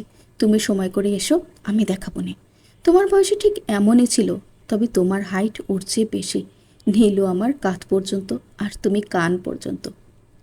জিয়ানা মামুন ইসলামের দিকে তাকিয়ে থাকে নিস্তব্ধ হয়ে। ওনার চোখে মুখে একসাথে শ্রদ্ধা আর আদর উপচে পড়ছে যেন। যখনই নীলু বলেন, কি নরম করে উচ্চারণ করছে, জিয়ানার এই মুহূর্তে মনে হচ্ছে এই লোকটা কখনোই খারাপ মানুষ হতে পারে না। একেবারেই না। যার চোখ কথা বলে সে কিভাবে খারাপ হয়? হয়েছে, পরেও কথা বলতে পারবেন। ফ্রেশ হয়ে আসুন, খাবার রেডি সব। স্বপ্না মামুন ইসলামকে বলে জিয়ানার দিকে তাকিয়ে বলে, যৌথ ফ্যামিলিতে যদি থাকতে চাও তবে টেবিল টাইম মেনটেন করতে হবে, কারণ পরিবারের সবচেয়ে গুরুত্বপূর্ণ মুহূর্ত হচ্ছে একসাথে খাবার খাওয়ার মুহূর্তটা। একটা পারিবারিক ডাইনিং টেবিল হচ্ছে 10টা সেরা ইউনিভার্সিটির চেয়ে সেরা, কারণ এখানে সন্তানরা যা শিখে সেটা সারা জীবন মনে রাখে। বলে স্বপ্নার রান্নাঘরের দিকে ছুটলেন। জিয়ানা ওনার যাওয়ার দিকে তাকিয়ে ভাবল, সকালের শাহনাজ স্বপ্না আর এখনকার স্বপ্নার মাঝে বিস্তর ফারাক। জিয়ানার মাথা ঘুরে, এ কোন গোলক ধাঁধায় পড়ল? এদের প্রত্যেকের কয়টা করে চরিত্র? 3 বেলা যদি 3 রকম চরিত্র ধারণ করে, সে কিভাবে চলবে এদের সাথে? হইচই জিয়ানার ধ্যান ভাঙে। ফিজান আর তাহানি সোফায় বসে টিভির রিমোট নিয়ে মারামারি শুরু করেছে। মাইমুনার কোলে আরেকটা বাচ্চা দেখে জিয়ানা এগিয়ে গিয়ে প্রশ্ন করল, এটা কার বেবি? ও, দেখা হয়নি তোমার সাথে? এটাও আমার ছেলে, তাহা আবরার, বয়স 11 মাস। জিয়ানা গাল ধরে আদর দিয়ে ফিজানের দিকে তাকায়। জিয়ানাকে দেখে ফিজান কাচুমাচু করে। জিয়ানা তার কাছে গিয়ে বসে জিজ্ঞেস করে, কিরে তলাম্বা, সারাদিন কি ঘরে বসে লুকিয়ে থাকিস? দেখো রাগি চাচ্চুর বউ, আমার নাম ফিজান ইসলাম, পচা নামে ডাকবে না। দেখ তুলাম্বা, আমার নাম জিয়ানা হক, রাগি চাচ্চুর বউ বলে ডাকবে না। মাইমুনা এদের কাণ্ড দেখে এসে বলে, আগের পরিচয় আছে তোমাদের দেখি। তাহানি বিড়ালের মতো করে আস্তে করে এসে জিয়ানার কোলে বসে। তারপর কানে কানে কিছু একটা বলায় দুজনেই খিলখিলিয়ে হেসে ওঠে। অম্বিকল যখন ড্রয়িং রুমে পা দিয়ে সেই হাসির দিকে তাকিয়ে মনে হলো হাসির শব্দে নূর ম্যানশনের দ্যুতি ছড়াচ্ছে। মরা গাছের ফুল ফোটার মতো প্রাণের স্পন্দন পাওয়া যাচ্ছে। এতকাল সে অযথাই নীলুফার উপর রাগ করে দূরে রেখেছিল এই জ্যোতিকে। কথায় আছে, যে ভাঙে সেই একমাত্র নিখুঁত জোড়াও লাগাতে পারে। নীলুফার জন্য যা ধ্বংস হয়েছে, নীলুফার মেয়েই হয়তো তার কাফফারা দিয়ে জোড়া লাগাতে পারবে। এর মাঝে নিবিড় ধপধপ পায়ে হেঁটে এসে জিয়ানার সামনে দাঁড়ায়। জিয়ানা হেসেই বলে, কি রাগে যাচ্ছু, আপনার রকেট কত দূর? নিবিড় কপাল ভাঁজ করে জিয়ানার দিকে জিজ্ঞাসা দৃষ্টিতে তাকায়। জিয়ানা নিজ থেকেই বলে, এখানে এসে মনে হচ্ছে আমি নাসায় জব করতে ঢুকেছি। এক একজনের পেছনে রকেটের মতো আগুন জ্বলতেই থাকে। বলেই মাইমুনার সাথে হাই ফাইভ করে মুখ টিপে হাসে। নিবিড়কে দেখে তাহানি আর ফিজান চুপসে জড়সড় হয়ে বসে আছে দেখে বলে, দেখুন আপনার ইমেজটা কেমন, বাচ্চারা পর্যন্ত আপনাকে অবন্ধু ভাবছে। আপনি কিভাবে জনগণের বন্ধু হবেন? প্রতিদিন যতই ক্যাম্পেইন করুন না কেন, আপনার বেল নাই। নিবিড় নিজের মাইক ফাটা গলায় গমগমিয়ে বলেছে, হয়েছি আর কি মারা, এবার রুমে চলো, কথা আছে তোমার সাথে, আমার সাথেই আসবা, রাইট নাও। ওদের কথার মাঝেই গভর্নেন্স ডাকলো খাবারের জন্য। জিয়ানা তাহানিকে নিয়ে ফটাফট টেবিলের দিকে চলে যায়। গিয়ে অবাক হয়ে ভাবে, আরে বাস, বিশাল টিভির ভরা খাবার, অথচ এই বড় লোকেরা এত এত খাবার সামনে নিয়ে ঠং করে চামচ দিয়ে টুংটাং করে খাবার খায় কেন? গভর্নেন্স একটা চেয়ার টেনে ইশারা করে বসতে। জিয়ানার কাছে মনে হচ্ছে সে কোনো রয়্যাল ফ্যামিলির মেম্বার। আচ্ছা, এই গভর্নেন্সদের বিদেশিদের মতো কালো সাদা লেজ লাগানো ফ্রকগুলো পরালে কেমন লাগবে? না, এ তো খালাম্মা, এদেরকে শাড়ির উপর দিয়ে অ্যাপ্রন পরাই মানিয়েছে, যেমন বাংলাদেশের বিমানবালাদেরকে লাগে বিমান খালা। জিয়ানার পাশে রাফিন বসে। সামনের বিশাল দেয়ার ঘড়িতে একটা শব্দ হলো ঠং করে। এই যে ঘড়ি, জিয়ানা এতক্ষণে খেয়াল করলো। ভেবেছিল কোনো ওয়াল ডেকোরেশনের আঙ্কি পাঙ্কি কিছু। চেয়ারটানার শব্দে দেখে আরেক পাশে নিবিড় বসেছে। মুখ সামনে সোজা করে দেখে বরাবর মেহেদি বসা। আহা, কে লাইফ হে! জলে কুমির, টাকায় বাঘ, আর গাছে অ্যানাকোন্ডা। নিবিড় উপরে ওঠার জন্য পা বাড়াতেই দেখে রাফিন জিয়ানার পাশে বসেছে। ব্যাস, সে ব্রেক করে আরেক পাশে বসে যায়। এদের সাথে বসে খাওয়ার মতো নিবিড়ের সম্পর্ক নেই, কিন্তু বউকে তো একা ছাড়া যাবে না। জিয়ানা শান্তি মতো খেতে চায়। এইসব আজাইরা কামড়াকামড়ির পাবলিক তার পছন্দ না। নিবিড় অল্প একটু স্বামী হিসেবে পছন্দ, বাকি দুইটা গোল্লায় যাক। সে খাবারে কনসেন্ট্রেশন করে। মামুন ইসলাম এসে বসার পর একে একে ফারহানা, ফাইজা, মাইমুনা, ফিসান সহ সবাই বসে গেল। রাফিনের বউ সাফাকে দেখে মনে হলো গোপী বহু। মাথায় ঘোমটা দিয়ে লক্ষ্মী মেয়ের মতো এসে রাফিনের পাশের চেয়ারে বসে। 12 চেয়ারের ডাইনিং যেন ভরতেই যাচ্ছে না। মেহেদির মা আর দাদি এলো না শুধু, সাথে অনুরাধার মাকেও দেখা গেল না। জিয়ানা দেখলো এই নিয়ে কেউ মাথাও ঘামলো না। সবাই খাবার খাওয়াতেই ব্যস্ত। জিয়ানা অবাক হয়ে দেখে মামুন ইসলাম নিজের বাম হাতে শুধু বিফ আইটেম খাচ্ছে। খাচ্ছে মানে এক প্রকার গিলছে, গন্ডে পিণ্ডে যাকে বলে। জিয়ানার ভয় হলো লোকটার না শ্বাস আটকে যায়। ভাবনা বেশিক্ষণ আঁকালো না। মামুন ইসলাম উঠে কিছুটা দূরে গিয়ে ঝুঁকে পড়াতে। একজন গভর্নেন্স নিজে বল রেখেছে, আরুনি হরহর করে বমি করে যাচ্ছেন। আশেপাশে কেউ মাথা উঠালো না পর্যন্ত। শুধু সাফা কাছে গিয়ে দাঁড়িয়ে থাকলো। মামুন ইসলাম নিজ কার্য শেষ করে দিব্যি সুস্থ মানুষের মতো হেঁটে আবার চেয়ারে বসে। জিয়ানা ভাবে, জিয়ানা, যদি বাঁচতে চাস এই পাগলা কারোর থেকে কালকেই বাক্স পেটরা নিয়ে পালা। পরক্ষণে গভর্নেন্স একটা মাছের পিস জিয়ানার দিকে বাড়িয়ে দিলে রাফিন শব্দ করেই বলে ওঠে, জিও মাগুর মাছ খায় না, ওকে স্যামনটা দেন। নিবিড়ের হাত থেমে যায় প্লেটে। সে জিয়ানার প্লেট সরিয়ে রেখে বলে, জিয়ানা নিজের হাতেও খায় না। তারপর চামচ দিয়ে নিবিড়ের প্লেট থেকে খাবার তুলে জিয়ানার মুখের কাছে ধরে। জিয়ানা করুণ চোখে একবার নিবিড়ের দিকে তাকায়, আবার নিজের প্লেটের দিয়ে তাকিয়ে মুখে তুলে নেয় নিবিড়ের চামচ। মামুন ইসলাম এখন আর খাচ্ছেন না, শুধু দইয়ের বাটি নিয়ে নড়াচড়া করছে। জিয়ানা প্রথমে ভেবেছে এক হাঁড়ি দই আবার সাবার করবে না তো। তখনই তিনি সবার উদ্দেশ্যে বলেন, নিবিড় বেশ হাজব্যান্ড ম্যাটেরিয়াল। আমি সবসময় তোমাদের তিনজনকে নিয়ে উল্টাপাল্টা প্রেডিকশন করি। জি, আপনি শুরু থেকেই ভুল জনাব। বলেই নিচু হয়ে খাবার খেতে থাকে মেহেদি। আব্বু ভুল না। নিবিড়কে দেখে আমরাও কি ভাবতে পেরেছিলাম বউয়ের প্রতি এতটা পজিটিভ হবে? আমাদের কলেজের সবচেয়ে মিসোজিনিস্ট হয়েও বিয়ে করেছে, আবার বউয়ের প্রতি প্রচুর কনসার্ন। ফারহানা বলে ফিজানকে মাংস ছাড়িয়ে দিল। মেহেদি বলে উঠল, বউটা যদি আমাদের নীলু ফুপ্পির মেয়ে হয় তাহলে মিসোজিনিস্ট কেন, মহা মিসোজিনিস্টও খাটবে না। রাফিন খাওয়া বাদ দিয়ে উঠে চলে গেল। তার পেছন পেছন সাফাও গেল। মামুন ইসলাম বললেন, সংসার করতে নামে দুইজন, কিন্তু গ্লানিটা টানে একজন, বউ। সবাই মিলে হাতে হাতে কাজ করার মাধ্যমে অস্ত্র ছাড়া যুদ্ধ জয় সম্ভব। সম্ভব ধ্বংসাত্মক সম্পর্ক আবার জোড়া লাগানো। সেখানে পরিবারের সবার অল্প একটু কন্ট্রিবিউশনে পাল্টে যেতে পারে পরস্পরের সম্পর্ক। তোমাদেরও উচিত এবার সম্পর্কে নজর দেয়া। জিয়ানাকে নিবিড় খাবার ঘন ঘন মুখে তুলে দিচ্ছে। সে মুখেরটা শেষই করতে পারছে না, তাই মুখের সামনে হাত দিয়ে আটকে রেখেছে নিবিড়ের চামচ। মুখ খালি করে পানি খায়। অতঃপর মামুন ইসলামের কথার প্রেক্ষিতেই বলে, বিশাল বড় বটগাছের শাখা প্রশাখা কিংবা মূল ডাল কাটার পরেও গাছ বেঁচে থাকে, কারণ তার শেকড় মাটির বহু গভীর পর্যন্ত বিস্তৃত। তেমনি পরিবারের নতুন সম্পর্ক কিংবা সাইড সম্পর্ক যেমনই হোক, সংসার প্রধানের সম্পর্ক যদি গভীর হয় আর সুন্দর হয়, তবেই সেই পরিবারের সুসম্পর্ক কখনোই নষ্ট হয় না। নিবিড় মুচকি হাসে। সে জানে মুখে মধু অন্তরে বিষ থিওরি জিয়ানার সাথে যায় না। সে যার সাথে মধু তার সাথে সর্বত্র মধু। এই যে মামুন ইসলাম জ্ঞান দিচ্ছে, উনি নিজেই তো সম্পর্ক মানের জানে না। ভুয়া একজন লোক ছাড়া কিছুই না। সবাই খেয়ে যে যার মতো উঠে চলে গেছে। জিয়ানা ডেজার্ট বেশ এনজয় করে আস্তে ধীরে খাচ্ছে। বেশিরভাগ খাবার যেমন ছিল তেমনই পড়ে রয়েছে। এগুলো দিয়ে কী করে তার জানার ইচ্ছার হলো। সব বিষয়ে তার কৌতূহল এখন তুঙ্গে। এইবারের প্রতিটা মানুষই রহস্যময় আচরণ করছে। সে কিছুই বুঝতে পারছে না। ডেজার্টের বাটিটা হাতে নিয়ে কিচেনে গিয়ে দেখে অনুরাধার মা শুধু নিরামিষ জাতীয় একটা খাবার দিয়ে খাচ্ছে। জিয়ানা কিছুটা অবাক হয়ে জিজ্ঞেস করে, এত এত ডিশ রান্না হয়েছে, আপনি শুধু নিরামিষ খাচ্ছেন কেন আন্টি? জিয়ানাকে দেখে ভদ্রমহিলা একটু ইতস্তত করলেও পর মুহূর্তেই স্বাভাবিকভাবেই উত্তর দেয়, সব খাবারেই পেঁয়াজ রসুন দেয়া, আমি তো বিধবা, ওইসব খেতে নেই।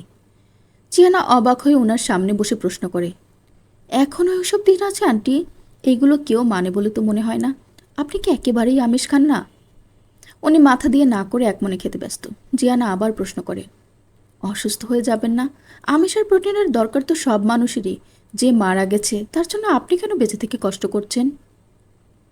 শাস্ত্র শুধু নিয়ম না, এটা নিজের জন্য।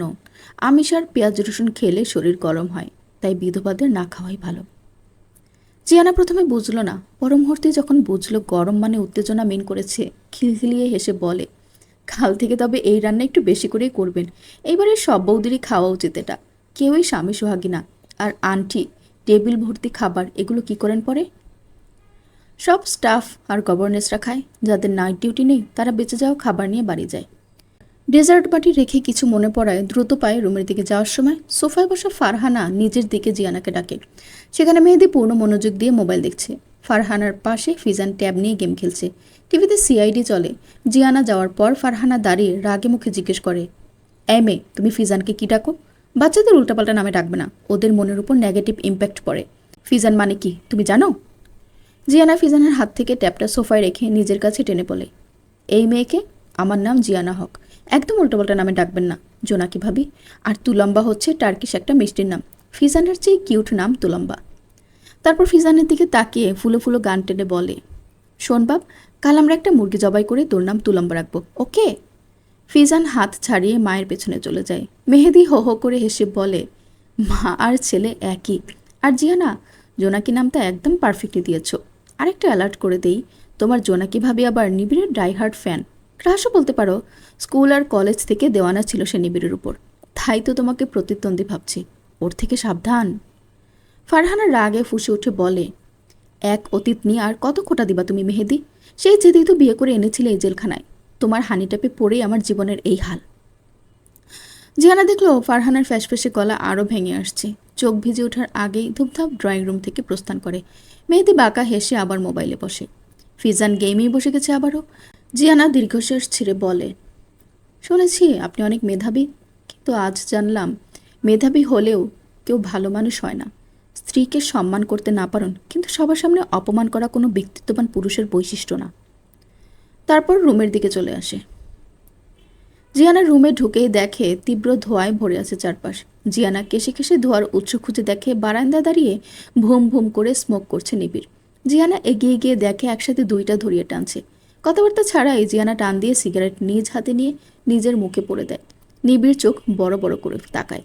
অপরদিকে সিগারেটে টান দেওয়ার সাথে সাথে জিয়ানার চোখ মুখ লাল হয়ে প্রচণ্ড কাশি শুরু হয়। জিয়ানার হাত থেকে কেড়ে নিয়ে দিয়ে নিচে ফেলে দেয়। হাত উঠায় চর মারার জন্য, কিন্তু কাশতে কাশতে জিয়ানার বেহাল চেহারা দেখে আবার আস্তে করে হাত নামিয়ে আনে।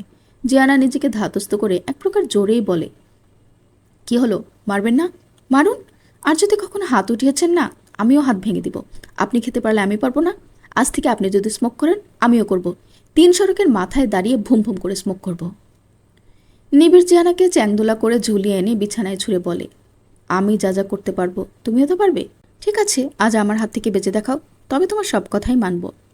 বলেই খোলা দরজার কাছে যায় লক করতে। জিয়ানা বিছানা থেকে নেমে বলে, আরে আরে, আশ্চর্য, সব কিছুই আপনি এক জায়গায় নিয়ে যান কেন? নিবিড় জিয়ানার কাছে যাওয়ার আগে জিয়ানা বিছানার অপর পাশে গিয়ে বলে, ব্রো ওয়েট, আমরা আলোচনার সাপেক্ষে এগোতে পারি, রাইট? কোনো আলোচনা নেই। রাফিন তোমার পাশে বসেছে কেন? জিয়ানা খিলখিলিয়ে হেসে বলে, আচ্ছা, তবে এই জন্য দেবদাস হয়ে বিড়ি টানছিলেন? উনি পাশে বসলে আমি কি করব? আমি কি ডেকে বসেছি নাকি? তুমি মাগুর মাছ খাও না, সে কিভাবে জানে? আরে আশ্চর্য, আমরা অনেক দিনের পরিচিত। তাছাড়া এখানে এসে রাফিন স্যারের সাথে আমার রেগুলার কথা হতো। উনি আমাদের সম্পর্কে মোটামুটি সবই জানেন। আমাকে একটা লিস্ট দিবে, তোমার পছন্দ অপছন্দ কী কী আছে সব। ওরে বাবা, খুব কেয়ার দেখছি। যত কিছুই করেন, আমি আপনাকে ভোট দিব না। তোমার ভোট আমার লাগবে না। আজ আমি তোমাকে ভোট দিব। Come to me. বলেই ধমকে উঠল নিবিড়। কিন্তু জিয়ানা এখনও রাউন্ড রাউন্ড করে বিছানার চারপাশে ঘুরছে। হঠাৎ নিবিড় জিয়ানের পেছনে তাকিয়ে স্যাসি বলে আর্তনাদ করে উঠল। জিয়ানাও সেদিকে তাকালে এই সুযোগে নিবিড় বিছানার মাঝ দিয়ে গিয়ে খপ করে জিয়ানাকে ধরে ফেলে। এত দ্রুত ঘটেছে ব্যাপারটা জিয়ানা চমকে উঠেছে দেখে। এবার নিবিড় অট্টহাসি দিয়ে ওঠে। হাসার সময় নিবিড় হালকা মাথা ছাদের দিকে উপরে করায় জিয়ানা নিবিড়ের গলায় একটা কাঁটা ডাক একেবারে কাছ থেকে দেখল। নিজের হাত দিয়ে সেই তাকে বুলিয়ে আনমনে শিউরে উঠল জিয়ানা। নিবিড় হাসি বন্ধ করে জিয়ানার মুখের দিকে তাকায়। জিয়ানা এই প্রথম শক্ত করে আঁকড়ে ধরে নিবিড়কে। নিবিড় বিমূর্ত হয়ে থমকে থেমে থাকে। জিয়ানা নিবিড়ের বুকে মাথা রেখে বলে, আপনি কি আমাকে চান সুখ? নিবিড় উত্তর দেয় না। জিয়ানা নিজে থেকেই বলে, যদি চান আমি রেডি, তবে যদি প্যানিক অ্যাটাক আবার হয় তবে বালিশ চাপা দিয়ে খুন করবো আপনাকে, বলে দিলাম। নিবিড় মুচকি হাসি দিয়ে জিয়ানার কোমরে 2 হাত দিয়ে চেপে উপরে উঠিয়ে তার মুখ বরাবর এনে বলে, চলো একসাথে খুন হই। আচ্ছা, আগে আমি আপনাকে খুন করি, পরে আপনি আমাকে, ঠিক আছে? বলেই ভ্রু অনবরত উঁচু করে মুচকি হাসে জিয়ানা। পরক্ষণেই বলে, নামান, নিচে নামান, দরকারি কথা আছে। নিবিড় বিছানায় বসিয়ে দেয় জিয়ানাকে। জিয়ানা প্যান্টের পকেট থেকে একটা মরা পাতা বের করে বলে, দেখুন, ওক গাছের পাতা। এটা আপনার সরি, চেয়ারম্যানের চাদরে বেজেছিল। এই গাছ এই অত্র এলাকায় নেই, ওনার অফিসেই নেই, একমাত্র আছে আপনাদের পুরাতন নূর ম্যানশনের পেছনের এরিয়ায়, রাইট? উনি সেখানে কেন যান? নিবিড় সোজা হয়ে বসলো জিয়ানার কথায়। অতপর জিয়ানার চোখের দিকে তাকিয়ে বলে, একটা জিনিস দেখাচ্ছি, ওয়েট। তারপর নিজের ল্যাপটপ ওপেন করে পুরাতন নূর ম্যানশনের সমস্ত বাড়ির সিসি ক্যামেরার লাইভ ফুটেজ দেখায়। অন্ধকার ফাঁকা পরিত্যক্ত একটা ভিলা। জিয়ানা কিছুক্ষণ স্ক্রিনে তাকিয়ে থাকার পর নিবিড়ের দিকে তাকায়। নিবিড় টাইম ল্যাপস দিয়ে গত 2 দিনের ভিডিও দেখায়। মানুষ কেন, কোনো কুকুরও ঢুকেনি সেখানে। জিয়ানার মাথা ফাঁকা ফাঁকা লাগে। নিবিড় ল্যাপটপ অফ করে জিয়ানার দিকে তাকিয়ে বলে, এখন যে কথাটা বলবো সেটা শান্ত মাথায় শুনবে, ওকে? আমাদের ওই বাড়িটা ব্রিটিশ আমলের করা। নূরজাহান মানে দাদুর মা নিজ পিতার এক সন্তান হওয়ায় এক প্রকার জমিদারি সব উনার নামেই থাকে। বাড়িটা করে সম্ভবত 1904-5 সালের দিকে। বড় ব্যবসায়ী হওয়ায় নূরজাহানের পিতা জমিদারের চেয়ে কোনো অংশে কম ছিলেন না। ওনার শত্রু ছিল নিজ বংশের লোকজন। উনি এই ভয়ে থাকতো যে কোনো দিন তার বাড়িতে হামলা করে হত্যা করতে পারে। তাই বাড়ির নকশা এমনভাবে বানানো যেখানে সিক্রেট পাস আছে অনেকগুলা। আমার দাদা খুঁজে খুঁজে বেশিরভাগ সিক্রেট পাস বন্ধ করে দিলেও একটা রেখেছিলেন নিজের কাজের জন্য। আর সেই সিক্রেট পাস নূর ম্যানশন থেকে শুরু হয়ে শেষ হয়েছে ইউনিয়ন পরিষদের অফিসের নিচ পর্যন্ত, যেটা বর্তমানে চেয়ারম্যানের অফিস। তোমার এই সন্দেহ আমার বহুদিন আগে থেকেই হয়েছে। নকশা আমি বাহ্যিকভাবে বানাতে পারলেও অভ্যন্তরীণ কাঠামো ড্র করতে পারিনি। আর মামুন ইসলাম নিজ অফিস থেকেও কাজ ছাড়া বের হন না। তবে নূর ম্যানশনে যাতায়াত কীভাবে হলো? জিয়ানা বলে, সিক্রেট পাস উনি ব্যবহার করছেন? আমার আম্মু আব্বুকে কি ওইখানে আটকে রেখেছেন? আমরা খুঁজলে কি তাদের পাবো সুখ? জিয়ানা এগিয়ে এসে নিবিড়ের বাহু ধরে প্রশ্ন করে। কণ্ঠে তার এক বুক আশার আলো টিমটিম করে জ্বলছে যেন। নিবিড় জিয়ানার গালে হাত রেখে বলে, ধরে রাখো, কেউ নিখোঁজ হলে সে আর দুনিয়াতেই নেই। অনুমান করা আমাদের ধর্মেও নিষিদ্ধ করেছেন। যদি পেয়ে যায় সেটা মিরাক্কেল, তবে না পাওয়াটাই স্বাভাবিক চাঁদ। জিয়ানা মাথা নিচু করে ফেলে। সে ইদানিং কেন এত আশা করে জানে না, তবে নিবিড়ের উপর তার ভরসা আসে 100%। সে জান প্রাণ দিয়ে বিশ্বাস আর ভরসা করতে চায়। নিবিড় আবার ল্যাপটপ ওপেন করে অন্য একটা ভিডিও অন করে। জিয়ানা আর চোখে চেয়ে দেখে মাটির একবারে কাছে ঘাসের ফাঁকে ফাঁকে ক্যামেরা রান করছে। নিবিড় কিছু একটা টাইপ করায় এক স্ক্রিনে অনেকগুলো স্ক্রিন ভেসে ওঠে। সেখানে ভিন্ন ভিন্ন জায়গায় মাটির কাছের ভিডিও চলছে। জিয়ানা নিবিড়ের দিকে জিজ্ঞাসা দৃষ্টিতে তাকালেই নিবিড় বলে, 2-3 দিনের মাঝেই আমরা সিক্রেট রাস্তাটা জেনে যাব ইনশাল্লাহ। অনেকগুলো ইঁদুর ছাড়া হয়েছে এখানে। তাদের শরীরে স্পাই মিনি ক্যামেরা ফিট করা। ইঁদুরের চেয়ে ভালো রাস্তা আর কেউ খুঁজে পায় না নিশ্চয়ই। জিয়ানা ফট করে মাথা উঁচিয়ে নিবিড়ের মুখের দিকে তাকায়। সে মুচকি হাসি দিয়ে তার দিকেই তাকিয়ে আছে। জিয়ানার কাছে লাগে সে এই লোকের কাছে তালিম নিচ্ছে না কেন? এর চেয়ে সহজ আর প্রাকৃতিক উপায় কি হতে পারে? কত ইন্টেলিজেন্ট তার জামাইটা। আজ মনে হলো অনেক বেশি সুদর্শনও বটে। আচমবিতে বসেই নিবিড়ের গলা জড়িয়ে ধরল। পেছনের সাপোর্ট না থাকায় নিবিড় জিয়ানাকে নিয়েই বিছানাতে ধপ করে পড়ে। নিবিড় এক হাতে ল্যাপটপ সরিয়ে আরেক হাতে জিয়ানাকে আগলিয়ে নিয়ে বলে, লজ্জা দিয়ে সজ্জা দিয়ে দিয়ে আবরণ, তোমারে দুর্বল করি করেছে গোপন, পড়েছে তোমার পরে প্রদীপ বাসনা, অর্ধেক মানবী তুমি অর্ধেক কল্পনা। রবি ঠাকুরের কবিতা। জিয়ানা মুখ আর ঘাড় উঁচু করে নিবিড়ের দিকে তাকায়। সে অদ্ভুতভাবে আগে থেকেই তাকিয়ে আছে জিয়ানার দিকে। জিয়ানা নিবিড়ের বুকে আর একটু সেটে যায়, নাক ডুবায় গলায়। জেনি বলে, নিজস্ব পুরুষের শরীরের স্মেল নাকি নামি দামি পারফিউমের চেয়েও ভালো লাগে। জিয়ানার কাছে থেকে কথা সত্য। সেখানে আলতো ঠোঁট ছুঁয়ে দেয় জিয়ানা। নিবিড়ের শরীরে 420 ডিগ্রির বিদ্যুৎ খেলে যায়। তার সন্ধ্যার শর্তের কথা মনে পড়ে বলে, এইবার চুমু দেওয়া শুরু করো, আমি কাউন্ট করছি। জিয়ানা কালক্ষেপণ করে না, যেখানে ছিল সেখানেই ছোট ছোট চুমু দেয়। নিবিড় কাউন্ট করে, 1 2 3 4 5 5 5 6 7 7 8 8। জিয়ানা থেমে ম্যাগি রাখ নিয়ে নিবিড়ের দিকে তাকালে। নিবিড় হেসে উপর থেকে জিয়ানাকে এক মুচড়ে নিচে ফেলে বলে, তোমার প্রতিটা অঙ্গে আমি 5 মিনিট করে থামব। যতবার বাধা দিবে সময় তত বাড়বে। এখন সিদ্ধান্ত তোমার। চাপা পড়া জিয়ানা চাপ সহ্য করে বলে, থামবেন মানে? আপনি কি ট্রেন আর আমি কি স্টেশন নাকি? হ্যাঁ, আমি চলন্ত ট্রেনের মতো প্রতিটা স্টেশনে থেমে নিজের চিহ্ন রেখে যাব। চামে চিকনে হিয়ালি না করে বলুন সে। জিয়ানার জড়তাহীন কথা বন্ধ করে দিল সিগারেট পোড়া কালচে ঠোঁটের দংশনে। কোনোরকম নিজেকে ছাড়িয়ে জিয়ানা বলে, ভালো লাগে না কিন্তু। অস্বীকার করতে পারবে ভালো লাগে না? হ্যাঁ, করলাম অস্বীকার। কি করবেন? হানিনাট খাওয়া শুরু করবেন? হানিনাট দেখাচ্ছ আমাকে? আজ তোমার খবর আছে। বলেই নিবিড় আষ্টে পিষ্টে জড়িয়ে নেয় জিয়ানাকে। এমা, না না, আপনার অনেক পাওয়ার। হানিনাটের মাঝে নাট গাছের গোড়ায় যদি আপনি মতে আসেন, তবে পৃথিবীর সকল পুরুষের আপনার মতো পাওয়ার চলে আসবে। ঠিক এতটাই পাওয়ার আপনার।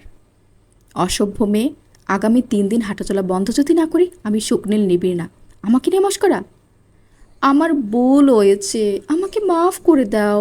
বলেই খিলখিলিয়ে হেসে ওঠে জিয়ানা। নিবিড়ের ঠোঁট ছেড়ে গ্রীবাদেশে উন্মুক্ত বিচরণে জিয়ানার খিলখিল হাসি আরও বেড়ে যায়। এমন মুহূর্তে অন্য মেয়েরা যেখানে লজ্জায় মিয়ে যায়, সেখানে এই মেয়ের এমন হেসে কুটুকুটি হওয়ায় নিবিড় নিজের কাজ থামিয়ে জিজ্ঞাসা দৃষ্টিতে তাকায়। জিয়ানা হেসেই বলে, মানুষের অনুভূতি আসলে কোনো নির্দিষ্ট থিওরি দিয়ে বিচার করা যায় না।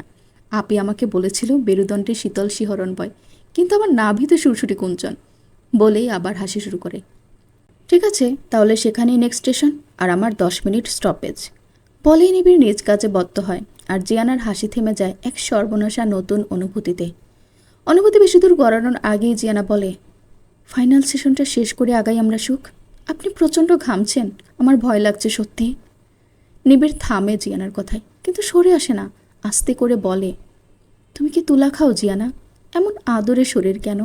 এমন বউ রেখে কোনো শুদ্ধ পুরুষও বাসর না করে থাকতে পারবে? তো আপনি বাজার রাখলেন কোথায়? ডিজাইন, প্ল্যান, কোডিং সব রেডি, কিন্তু ফাইনাল সেটআপের আগে ব্ল্যাকআউট। এটাই হচ্ছে আমার অবস্থা। নিবিড় জিয়ানার ঘাড়ে মুখ রেখেই বলল। জিয়ানা খিলখিলিয়ে ঠাঠা করে হেসে ওঠে। দরজার অপর প্রান্ত থেকে রাফিন সেই হাসির শব্দ শুনে রাগে গমগমিয়ে নিজের রুমে গিয়ে নিজের চুল খামচে ধরে। তার দুনিয়া টলছে। সেই সময় সাফা রুমে ঢুকে রাফিন পারিপার্শ্বিক সব ভুলে সাফাকে এক টানে বিছানায় ফেলে। আজ তার মনের জ্বালা অন্য কিছু দিয়ে মেটাবে। শুনছিলেন আশিক আক্তার সোহাগের লেখা নীতিহীন রাজ গল্প থেকে পর্ব 52, 53, 54। গল্পটি পরবর্তী পর্বগুলো শুনতে চাইলে অবশ্যই চ্যানেলটিকে সাবস্ক্রাইব করে আমার সাথেই থাকুন। ধন্যবাদ।